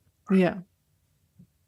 And that's, I think, something that people like maybe don't think about. If you're someone that's like Takashi and is like just younger and kind of like, I don't know, a lot of stuff hasn't been figured out yet, haven't lived that much life, maybe you wouldn't be thinking about that. But I like, you gotta, I mean, obviously this is reading into it because like now we kind of know this backstory, but it's like, you have to wonder, he's very patient with these people, like these kids in the younger generation around him. And it's like, I'm sure he was a fucking mess at that age. Mm-hmm. Sure. Right. There's a deep empathy for it because of that. And because, and again, it's interesting that we only see, it's like trying to get a picture of something by only seeing the things around it, like the impressions that it made. And that's like what the entire movie is. I mean, you're trying to get like, like what kind, what is the depth of his character? Well, it's almost like what's not there more than anything else. Thank you. Later, as Hirayama goes to his usual restaurant, he sees the female proprietor, who he has a crush on, embracing a man. Bummer for our dude. And well, it's the only like they're kind of flirty back and forth, which he doesn't have to say very much for it to be like that. Like his kind of back and forth with her, which she clearly like kind of likes him too, and like is very Well, Hirayama just got here, you know, like Yeah. The extra potato salad. Yeah, exactly. Extra potato salad. That's right. I forgot about that. Yeah.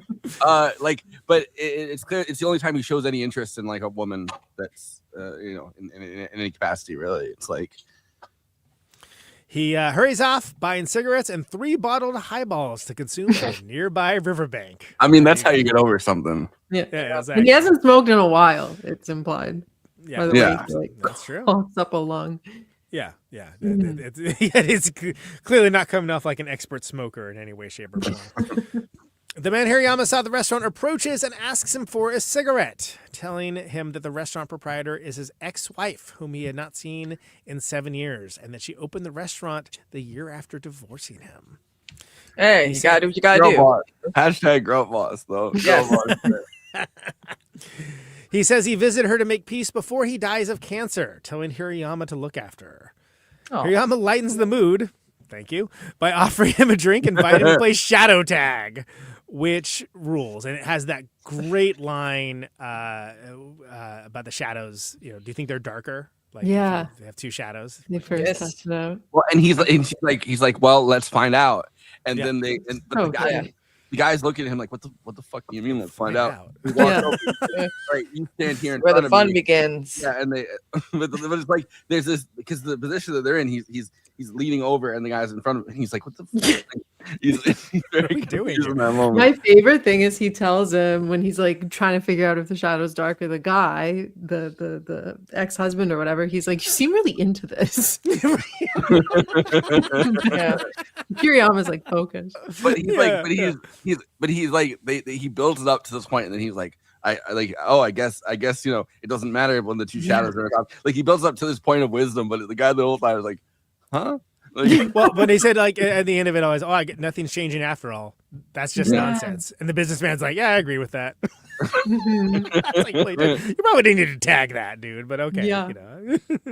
But it's such a great like- sequence because they do like, shadow oh. tag for a while too, which is just so great. Like you get to see these 2 people that like, be kid-like almost, and like you see how like his spirit can like rub off on like, someone that literally has no reason to be party time at all. You see him throughout the entire thing being kid-like, but by himself. And it's the one time he opens up and he like allows himself to be around another grown man or woman, like but a grown man doing something like that. And it's like the whole movie you've seen him, he thinks it's funny that the kid pulled his ear, he's playing with his ear, and like he's like he has this like gleeful I really love just this thing where he's like Yeah. Oh yeah. that face in the car. Like there's these moments, but it's always by himself, and he's so reserved when he's out with people. Because he's very private in his way, right? Like in his practices and how he lives his life. It's a very private life, and not in a bad way. Just like in a way that that's naturally the life that he's chosen to live. So you get to really see the sort of ecstatic peace that he brings to people when he does interact with people. As it probably, a guy he doesn't even freaking know. A guy he's Yeah. by all accounts should not even like because he thinks that, like a lot like him. yeah, right. Exactly. But the way that the sister responds to his the life that he's chosen for himself, you do understand why he's decided to live this way, but privately. It's like the people around him are not going, or the people that he knew growing up, or that were around him at the time, are not going to understand the life that he's chosen. So it's like, well, keep it reserved. Mm-hmm. Speaking of which, the following morning, Hirayama begins another work week. As he drives his van and listens to Nina Simone sing Feeling Good, a range of powerful emotions wash over his face. Me too.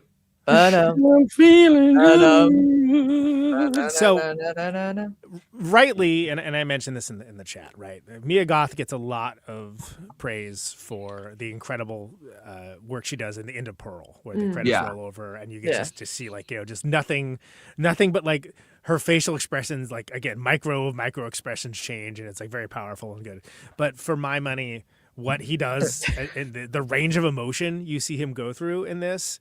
And again, while sort of not really having that the rest of the movie, like it's incredibly powerful. Like it's very, it's intense too. And it's something where it's like, oh, wow.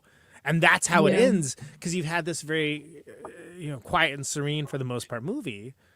And then you have it sort of like, here's all the deferred This end. emotionality to it. Mhm. And he's so good. And that, frankly, is why you know that like he's such a great actor, because not everybody can do that, especially if you have a lot of Botox.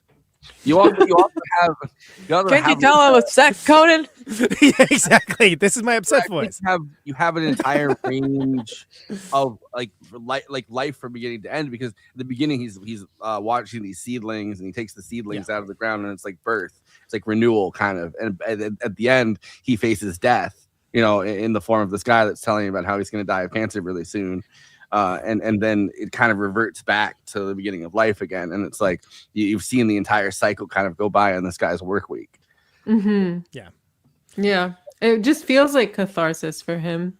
Because, I mean, he deals with so much that week as well that he just kind of has to keep it together for. I mean, he sees his sister. He finds out his dad isn't doing well. He makes the decision to not visit his dad. He hangs out with this man that's dying. Like there's so much that happens where he just keeps it together. And I think that moment where he's listening to that song at the end, that's just him just like letting go, not in a negative way, not in a positive way, just expressing like the full spectrum of emotions that have been kind of withheld thus far.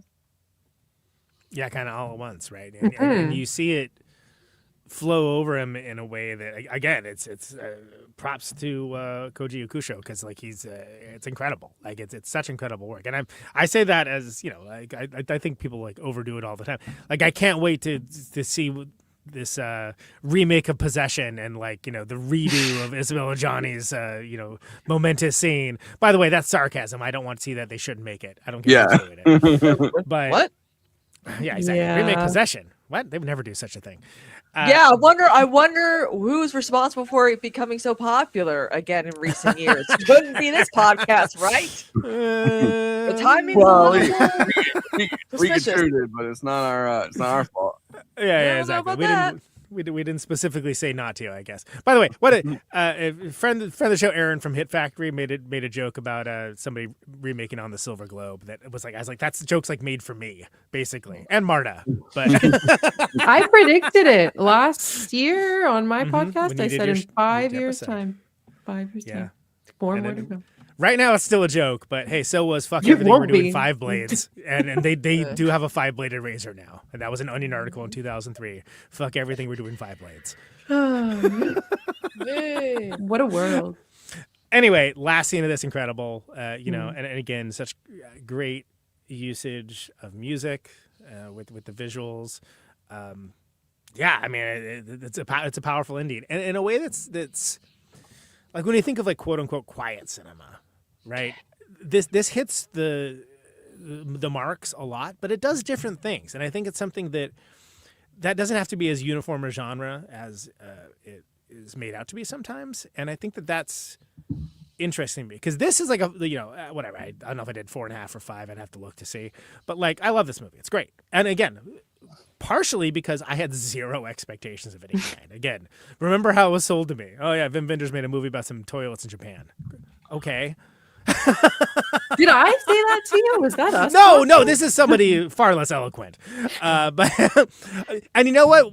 It might have been seen one of your reviews that actually was like, all right, I'll watch this then. But I was also like, Wim Wenders, it's like he's like Iggy Pop. He can make as many bad movies as he wants to. He's still always going to be Wim Wenders, right? Same way, Iggy Pop made Butttown, but he's still Iggy Pop. He's cool for forever.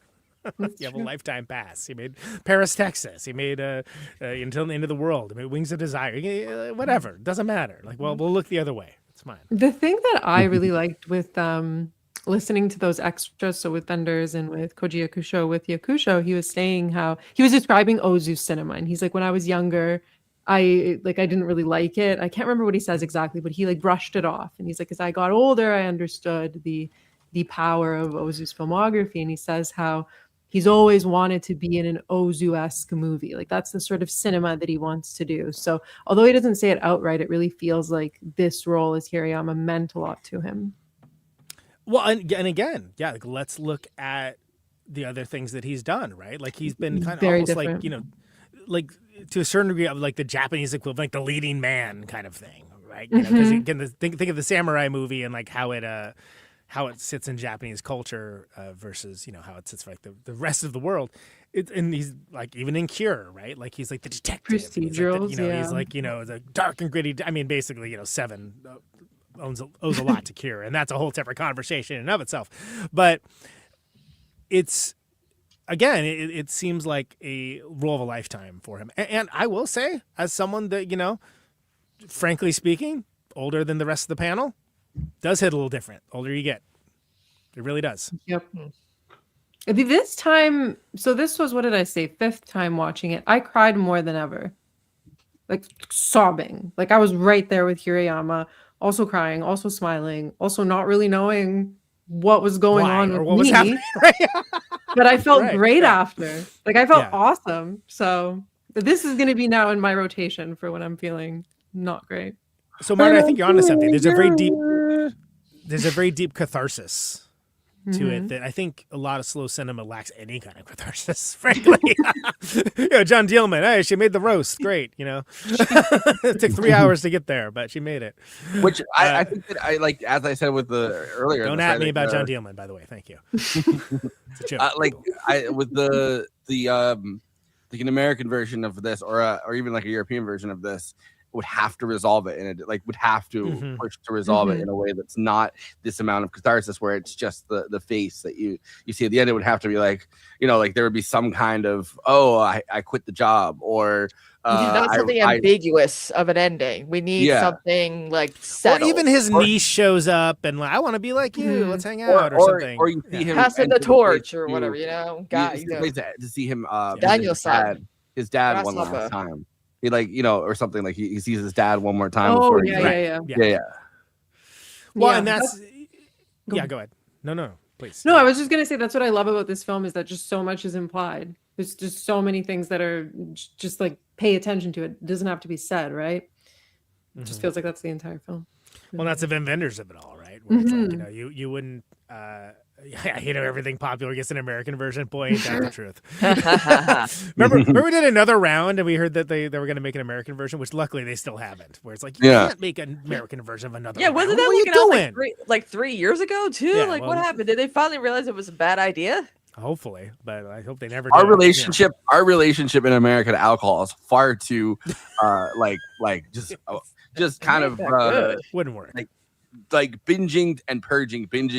Like our relationship is far too mercurial, I guess, for that movie to work. Yeah, we don't do it for fun. We do because we're sad and depressed. But we say it's for fun, and then we FaceTime our family at like 1 o'clock in the morning, hammered and talking about childhood trauma that should have been resolved in therapy.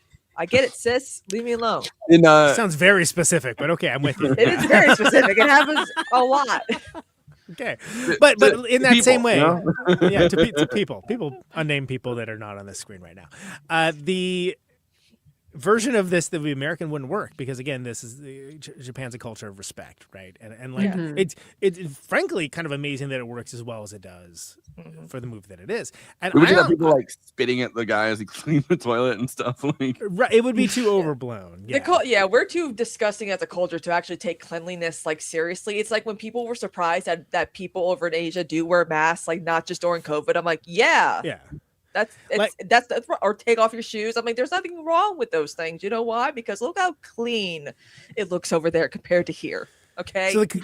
So the combination of the Japanese nature of it with Wim Wenders, or Win Wenders as I called him on Instagram stories today, because all he does is win. Jesus, guy, one of my favorite directors, and I didn't even spell check. But anyway. So when you think of the Ozu-ness of it all, right? Like, the master of Japanese cinema, influenced so many, Claire Denis. The only person I could think of that actually is a Japanese director at work would be Koreeda, really. And even then, you're talking about a totally different kind of movie because you need the artsiness of Wim Wenders with like sort of like the deep humanity that again, I hope that he makes more things like this because I think that this was touching in a way that I have not been touched by anything that he's done recently. Granted, it's mostly been like documentaries and stuff, but like I just feel like it reminded me of what I really loved about him and what really kind of like, again, as one of the first art house directors I really got into, and that's great because again, he's dude's getting on in years. Like he's no spring chicken, right? Herzog, they're all, but they're still kicking. They're all, getting up there. It's like, damn, dude. Yeah. Well, I would put Perfect Days, not to spill my hand or anything, but I'd put that amongst one of my favorite Wim Wenders movies, at least top 5. Me top too. 3. And probably also like top like favorite 2020s films too, probably. I saw this literally the day after I made my tops whatever year it came out. I was like, God damn it. You got the decade, Conan, so don't worry. Yeah, exactly. I can make it up for the 2020s. But I didn't just make it. I had posted it. I'm like, I'm not taking all that down. There's no way. But it's so good, and it works on so many levels, and I think it is 10 out of 10 for sure. Stop saying that. Indeed. Speaking of which, Letterboxd is a film site, social media site for film lovers talk out with and to each other about the films they love, maybe the films that they didn't love, maybe the films that they just repeatedly say what their favorite needle drop is. By the way, is a needle drop if it's on a cassette? I don't know. We're going to get our top research. Also, is it a needle drop if it actually like serves the plot's purpose? Because I feel like we're misusing that term now. I don't know. Once again, we'll get our top researchers on that. And of course, all of this is best expressed succinctly. Bottom-up democracy. Everyone gets to have their say. Not just Siskel's and Ebers of the world. Everyone gets to chime and opine about the movies. And that is what this bit is. Where weekly, yours truly collects the favorite brief reviews of the movie in question we're discussing. And we put them on screen for Forrest and the panel to react to. That's what this is. These are the Letterboxd one-liners for Perfect Days. Let's roll them. The thing that Karl Marx could never understand is the bliss of putting on the perfect song will drive you to a wage labor job. This is why I hate fucking ultra leftists on Facebook meme groups. They don't understand.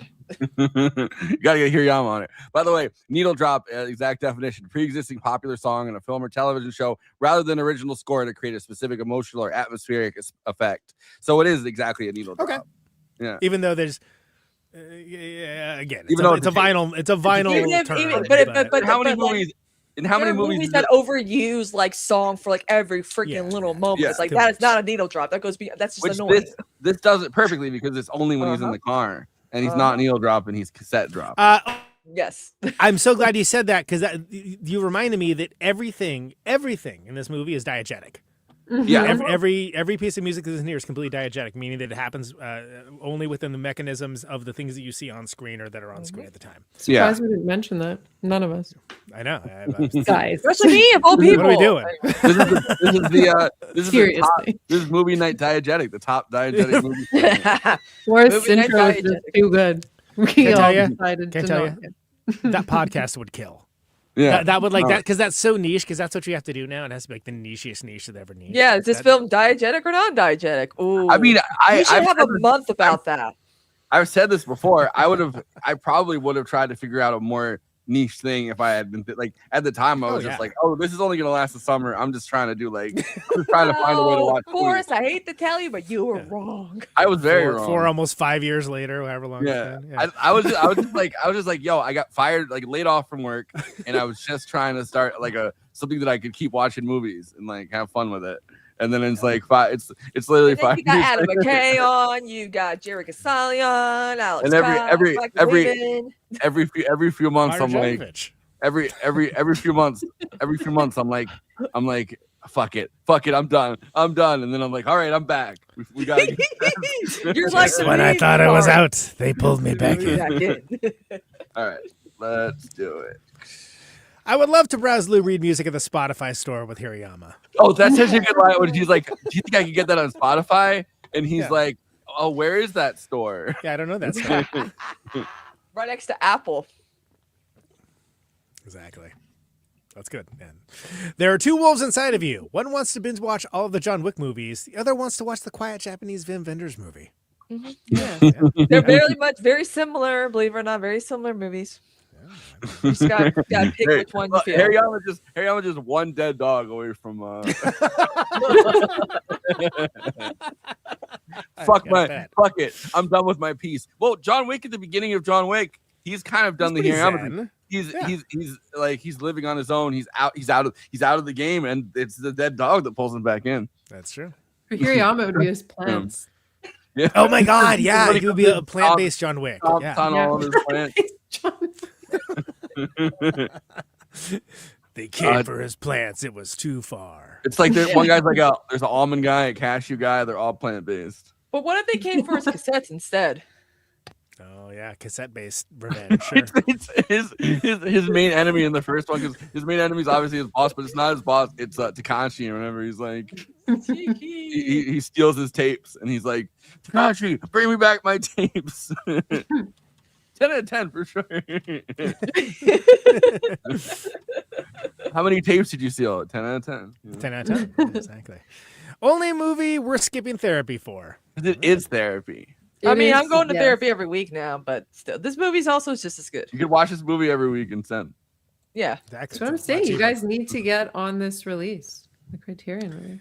Yeah, I must have just missed that. I don't know. I remember, but it was the Criterion release was before I had seen it, so I think that's why I didn't register. Well, yeah, you might have heard about it from me, and I found out about it pretty late. So, I mean, yeah. Well, I heard about it. My brother saw it. I think that's the first time my brother saw it in theaters. All right. And was like, "Oh, have you seen Perfect Days? I loved it." But at the time, I just hadn't, I didn't get around to it because I don't know. Spent the whole film thinking about how I should be more like Hirayama, knowing damn well I'm just Takashi. I just know Takashi would love Letterboxd ratings as much as I do. 5 out of 5 for sure. That was good. I like the line where Takashi says, "This guy is 9 out of 10 on the weirdness scale." Yeah. It's so good. He's like he's talking shit about Hirayama to like impress the girl. Yep. That's why she didn't stay with him. Made me want to put my phone away and go look at trees. Oh. Yeah. It's true. That's not funny. It's just correct. 10 out of 10 on the going and looking at trees scale. Yeah. 10 out of 10 trees. I'll never play Shadow Tag the same way again. Oh. No. I don't think I played Shadow Tag in a very long time. Yeah, these are sometimes Forrest will be like, "That's gonna be a tough one, huh?" And I'll be like, "Yeah," or "No." But this one, it was fine. This is not hard, but it was more tended towards the sweeter side. Of it. Yeah. 4 out of 10 on the Letterboxd scale. 10 out of 10. Some of them are a brutal slog. I question my life decisions every time. But bro seriously woke up at the same time every day without setting an alarm. The sheer willpower. I was thinking about that this watch. My mom does that. She naturally just wakes up. Yeah. Some days he even woke up early, like when his niece is there, when Nico's there. He wakes up early and he goes upstairs. That is not me ever. And he has that other morning where he wakes up a bit early to finish his reading a page. Yeah. Mm-hmm. I like he's a perfect sleeper, and then Nico's like the lightest sleeper ever. He's like trying to creep around her to go to he's like, Uncle. Yeah. I'm already awake. Let's do stuff. Just like Takashi says, this movie is like a 10 out of 10. Hey, there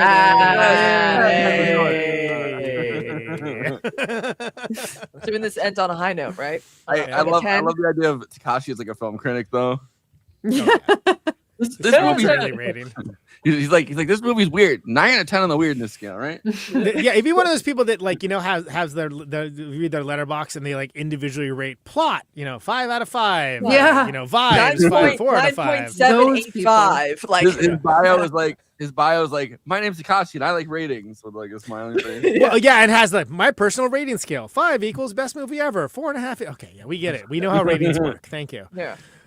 Hirayama is the ideal man. Doesn't talk, knows how to clean, fire music taste. That sounds like me not working. Yeah, there you go. And you can also clean toilet.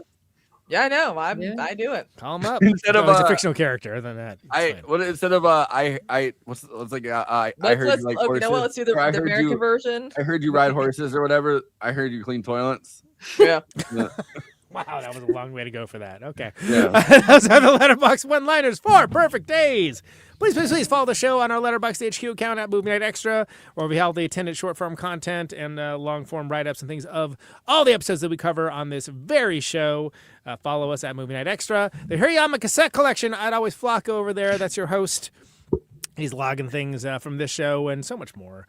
And you can follow him and see I haven't looked at your letterbox in forever, so I have no idea what you're up to. It's like, Sorry. It's a bunch, It's like there's a nothing in bunch of- April, right? Like There's a bunch of Italian movies in a row. Nice. Oh yeah, okay, yeah, bellissimo. Okay, I'm at Conan Neutron. Next time is next time. Now is now. You can follow me. Letterbox, Highbrow, the Midbrow, Populous Fair, all that stuff. Criterion Challenge. I am still at par because I kind of front loaded before going to tour, so I'm doing all right. Follow me along for that as well as for anything else. You can engage with me at Conan Neutron. Your favorite cleaning lady, Kristina down there. She is the most qualified to speak on this movie, I would say, than any of us. But you can follow her on Letterboxd for non-cleaning related duties, as well as any movies that she happens to be watching. Again, I haven't looked at Letterboxd in like forever, so I have no idea. Yeah, I was kind of I logged in Brian's song because again I'm watching the like I Love series from VH1 on YouTube because there's a whole YouTube channel that has like all the playlists. So I've been kind of like watching some of like the movies that they talk about, like Porky's, and I should really log that one in. People are like, oh my god, like films were so prim and proper back then. I'm like, excuse me? Yeah.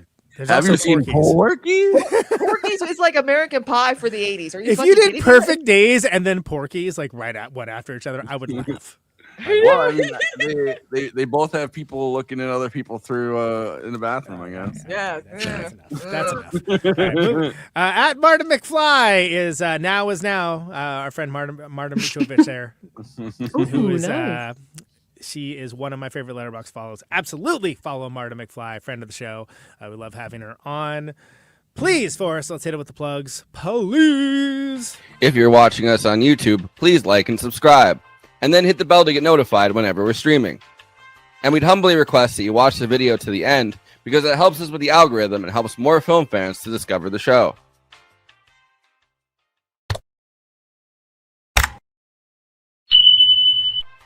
We're also monetized. If you want to get your chat questions definitely read on stream, you can always send us a super chat, which will help us keep the show going. Every cent helps. If you're watching on Twitch, you can gift us a free sub on Amazon Prime with your Prime membership, but getting subs on Twitch is always appreciated, and it helps to follow us on there as well. We also have an audio feed, which is available wherever you download podcasts, if you prefer to listen to podcasts rather than watch the stream. That's updated usually the same day we stream, but watching on YouTube and Twitch is the best way to get the show first, live as it happens. If you want to support us with a monthly donation and get access to all of our after parties forever, which go patron only after we do them, you can become a patron at patreon.com/movie night extra. Link is in the description for that. It really helps us keep the show going since we do have some expenses to make this happen. We also have a Discord community. Link is in the description for that. We sometimes watch movies we cover on there. We get into conversations about everything from film to TV shows to related podcasts. We even have a Discord channel for memes. It's really fun on there. You can find us on all the social media platforms: Facebook, Instagram, Blue Sky, Twitter, and Threads. You connect with us on all of those. Talk to us. We'd love to hear from you. Lastly, we recently made a TikTok at Movie Night Extra where we're putting up short form clips from the episodes. Okay, passing this to Conan so he can tell you about his music and this week's Protonic Reversal. Conan, who's on Protonic this week? That's right. I got Nathan Carson of Point Lane Plane and Nanochair Booking coming on. Great dude. I have not done a Protonic Reversal in 48 days. I just checked the calendar. So it's a first one back after a while. Should be solid. Of course, ProtonicReversal.com. For the archives, patreon.com/Protonic Reversal, $1 a month advance access. Bunch of cool stuff coming up on the Protonic world because I'm back for a while. So go check that out on all the places that you find the podcast, et cetera, et cetera. Secret Friends, of course, back from tour with Red Cross. We were gone for a while. That took us to Cozumel, Mexico and back, and all along the I-10, Florida, even more exotic locales. And we have some stuff coming up as well. There's a June tour just announced that's Youngstown, Baltimore, Brooklyn, East Hampton, and Boston. Last two with Miracle Blood. Should be good. The background for that is a pyramid at Epcot Center. On the three caballeros, I think his name is, like the three birds, right? And it makes it look like that, like, oh, it's so fast. You must have been going so fast. No, it's just out of focus. It's just an out of focus pyramid is all it is. I was like, oh, it looks cool. really good though. Like it looks like you took so much time to edit. Yeah. Looks fast. It just came out accident. That way. It was really Hirayama sort of situation. It was just born this way. So that's what. Yeah, we got some East Coast stuff at the end of June. There's going to be a West Coast tour that's putting the final touches on as well, coming up in late August. Yeah, Seattle's going to be the closest to you, Marta. But I understand that's not close enough. But crossing the border right now is fairly fraught, as one might imagine. Same. Yeah, so I get it. We're not doing it either, as much as I would like to.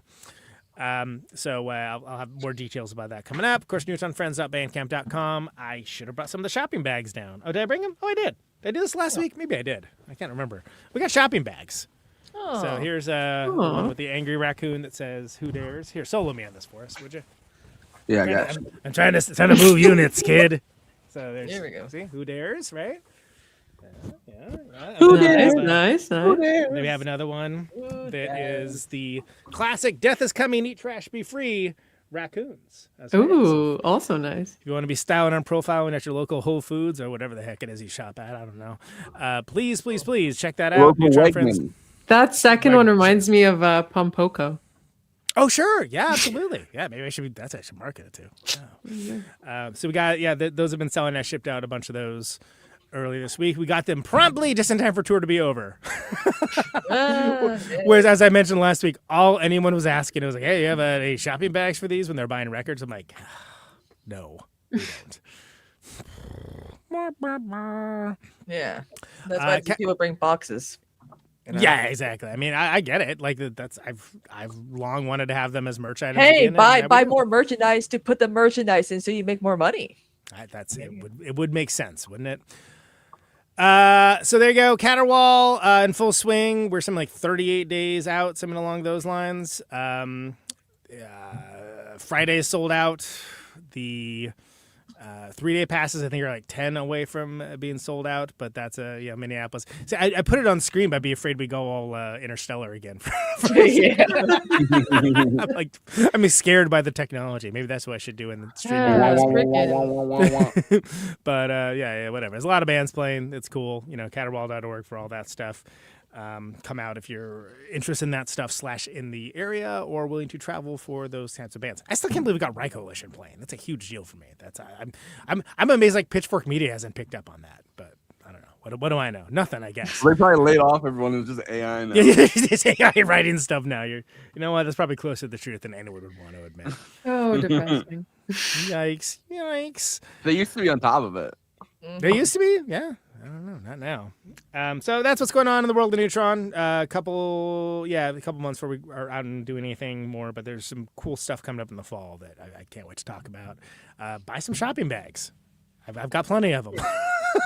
Buy some shopping bags. I mean, you could have like a shopping bag that says Target on it, or you could have a shopping bag that says "Death is coming, eat trash, be free" with cute raccoons on it. Which would you pick? I know which one I'd pick. I had a pet raccoon. Sort of, and a pet possum, and a pet outdoor cats. They all were friendly with each other and would cuddle and eat together. This sounds like a cartoon show. This is like it's a perfect cartoon show. They all got along. They all would snuggle in the bed we made together out on the back porch. It was adorable. Yeah, it sounds like Saturday morning. And Rocky the raccoon. Yeah, called the Cosme Pals. Well, you should get one of Conan's grocery bags. Exactly. Absolutely. Remember your raccoon friends forever. They are record sized for sure. That is something that would make very. I put a bunch of stuff in them when I travel. 10 out of 10. 10 out of 10, exactly. Takashi's definitely rated some 10 out of 10 for sure. Kristina, what do you got coming up? Well, I have officially reached 6,000 followers on Twitch. Woo, oh wow! Yeah, I'm excited. I've got like 6. Because I never use it. That's why. 5 years, guys, almost 5 years. And finally, anyway, I have been popping off on Twitter. Reached 10K followers on Twitter. Apparently, saying Hassan will do you numbers these days, and it's like, oh, Jesus Christ. Still streaming. We've been doing the like throwback I love series rewatch. It's been a lot of fun and seeing older folks be like, this stuff. I'm like, if you grew up in the early 2000s at a time where preserving classic like art and media was important, millennials are going to be the last generation to understand this shit. So that's right. Well, and not understanding history is now the default. Yeah, because you got this terrible. Is my opinion is the younger cusp of Gen X and elder millennials are the ones having these kids who don't know anything because they're not bonding with their kids and showing them the shit that they grew up with. People with their takes are like, kids who were born in the 80s and 90s didn't watch old shit. Yeah, we did. We always did. What are you talking about? Shut up. Yeah. Anyway, streaming as always. Did my show today. Did a review on the Michael movie and like why certain biopics hit, why others don't. You know, Bruce In the Springsteen, biopic industrial complex now. Yes, so No more. yeah, it should be interesting. Or let's just get creative. I mean, they're remaking La They Bamba. won't. The people, They won't. The people really who made won't. La Bamba, The Academy tweeted out.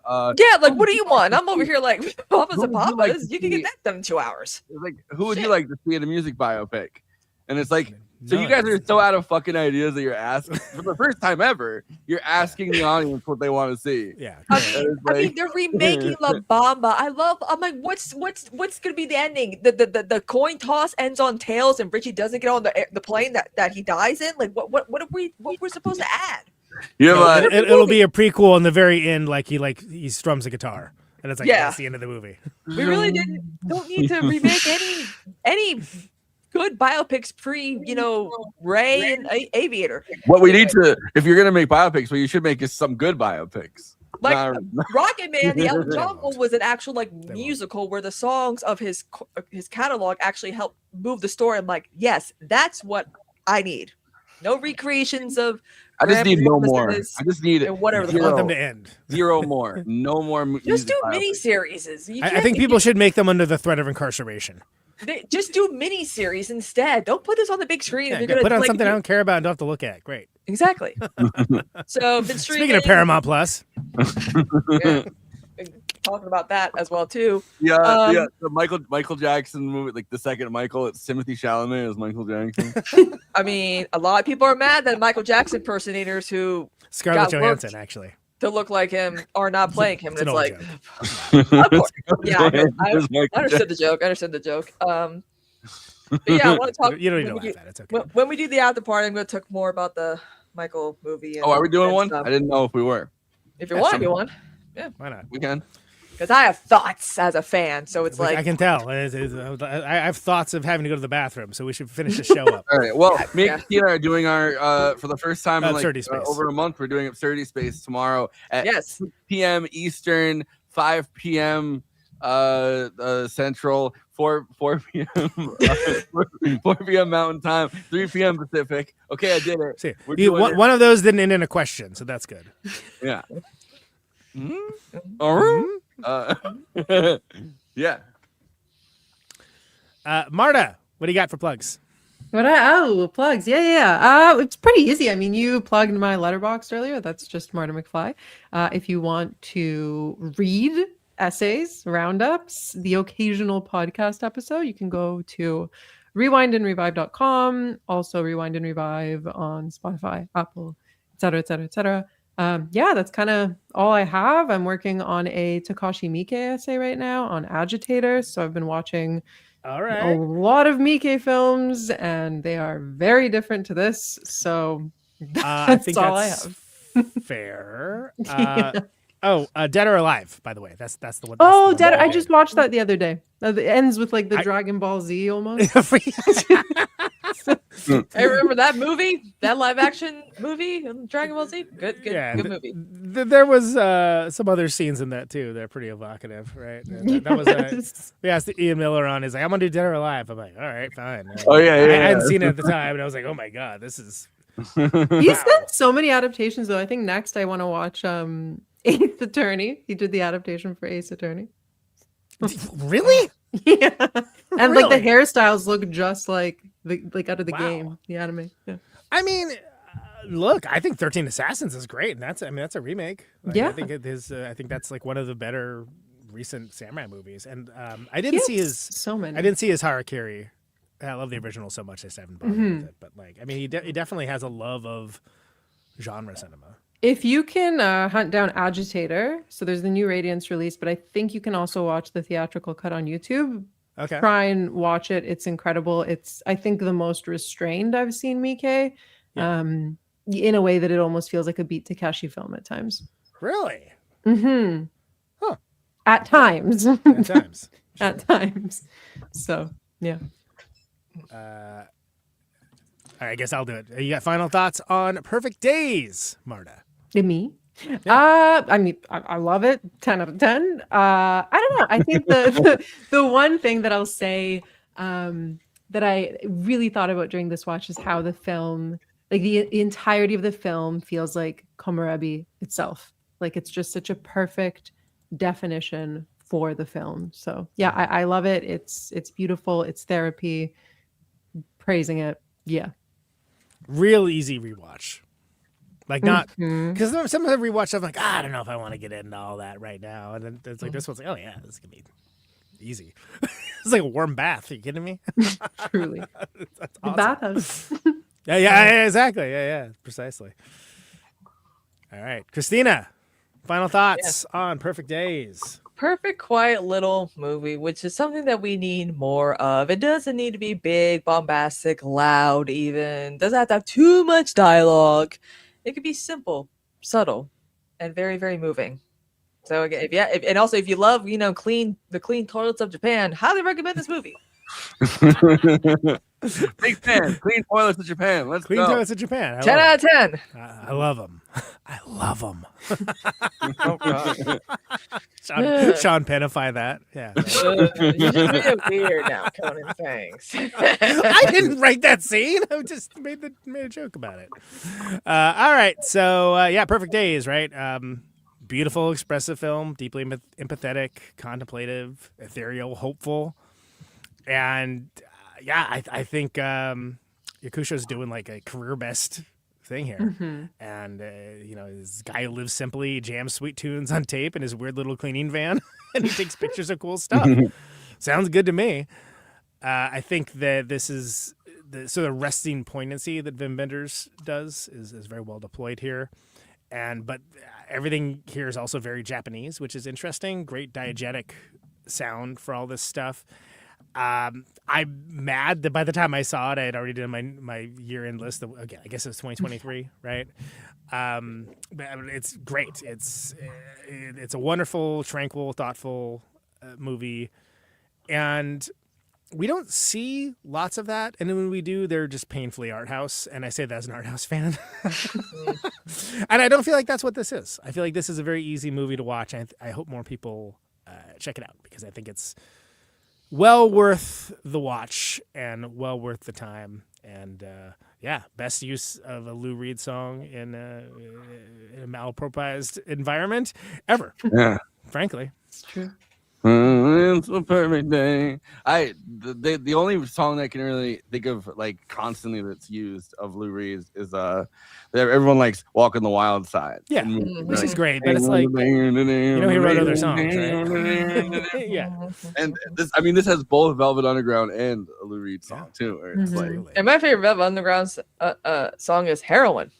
I like Heroin too. I love me some Heroin. It's great. No, I actually really like that song, but I like Pale Blue Davis Eyes. Operation. Whoa! I can't think of like other movies that have used Pale Blue Eyes. I feel like maybe there's one like that I've seen at some point, but There must be. Maybe we can save this for the after party that we are doing tonight. What do we got next? Vertigo, right? We're doing Vertigo. Yeah, we're doing Vertigo, and then we're having we're doing Charlie Varick with Josh Olson. But we're doing Vertigo on Monday, and then we're doing that one an hour. Movie yet to be named with Adam McKay. Yeah. But linger on your pale blue eyes.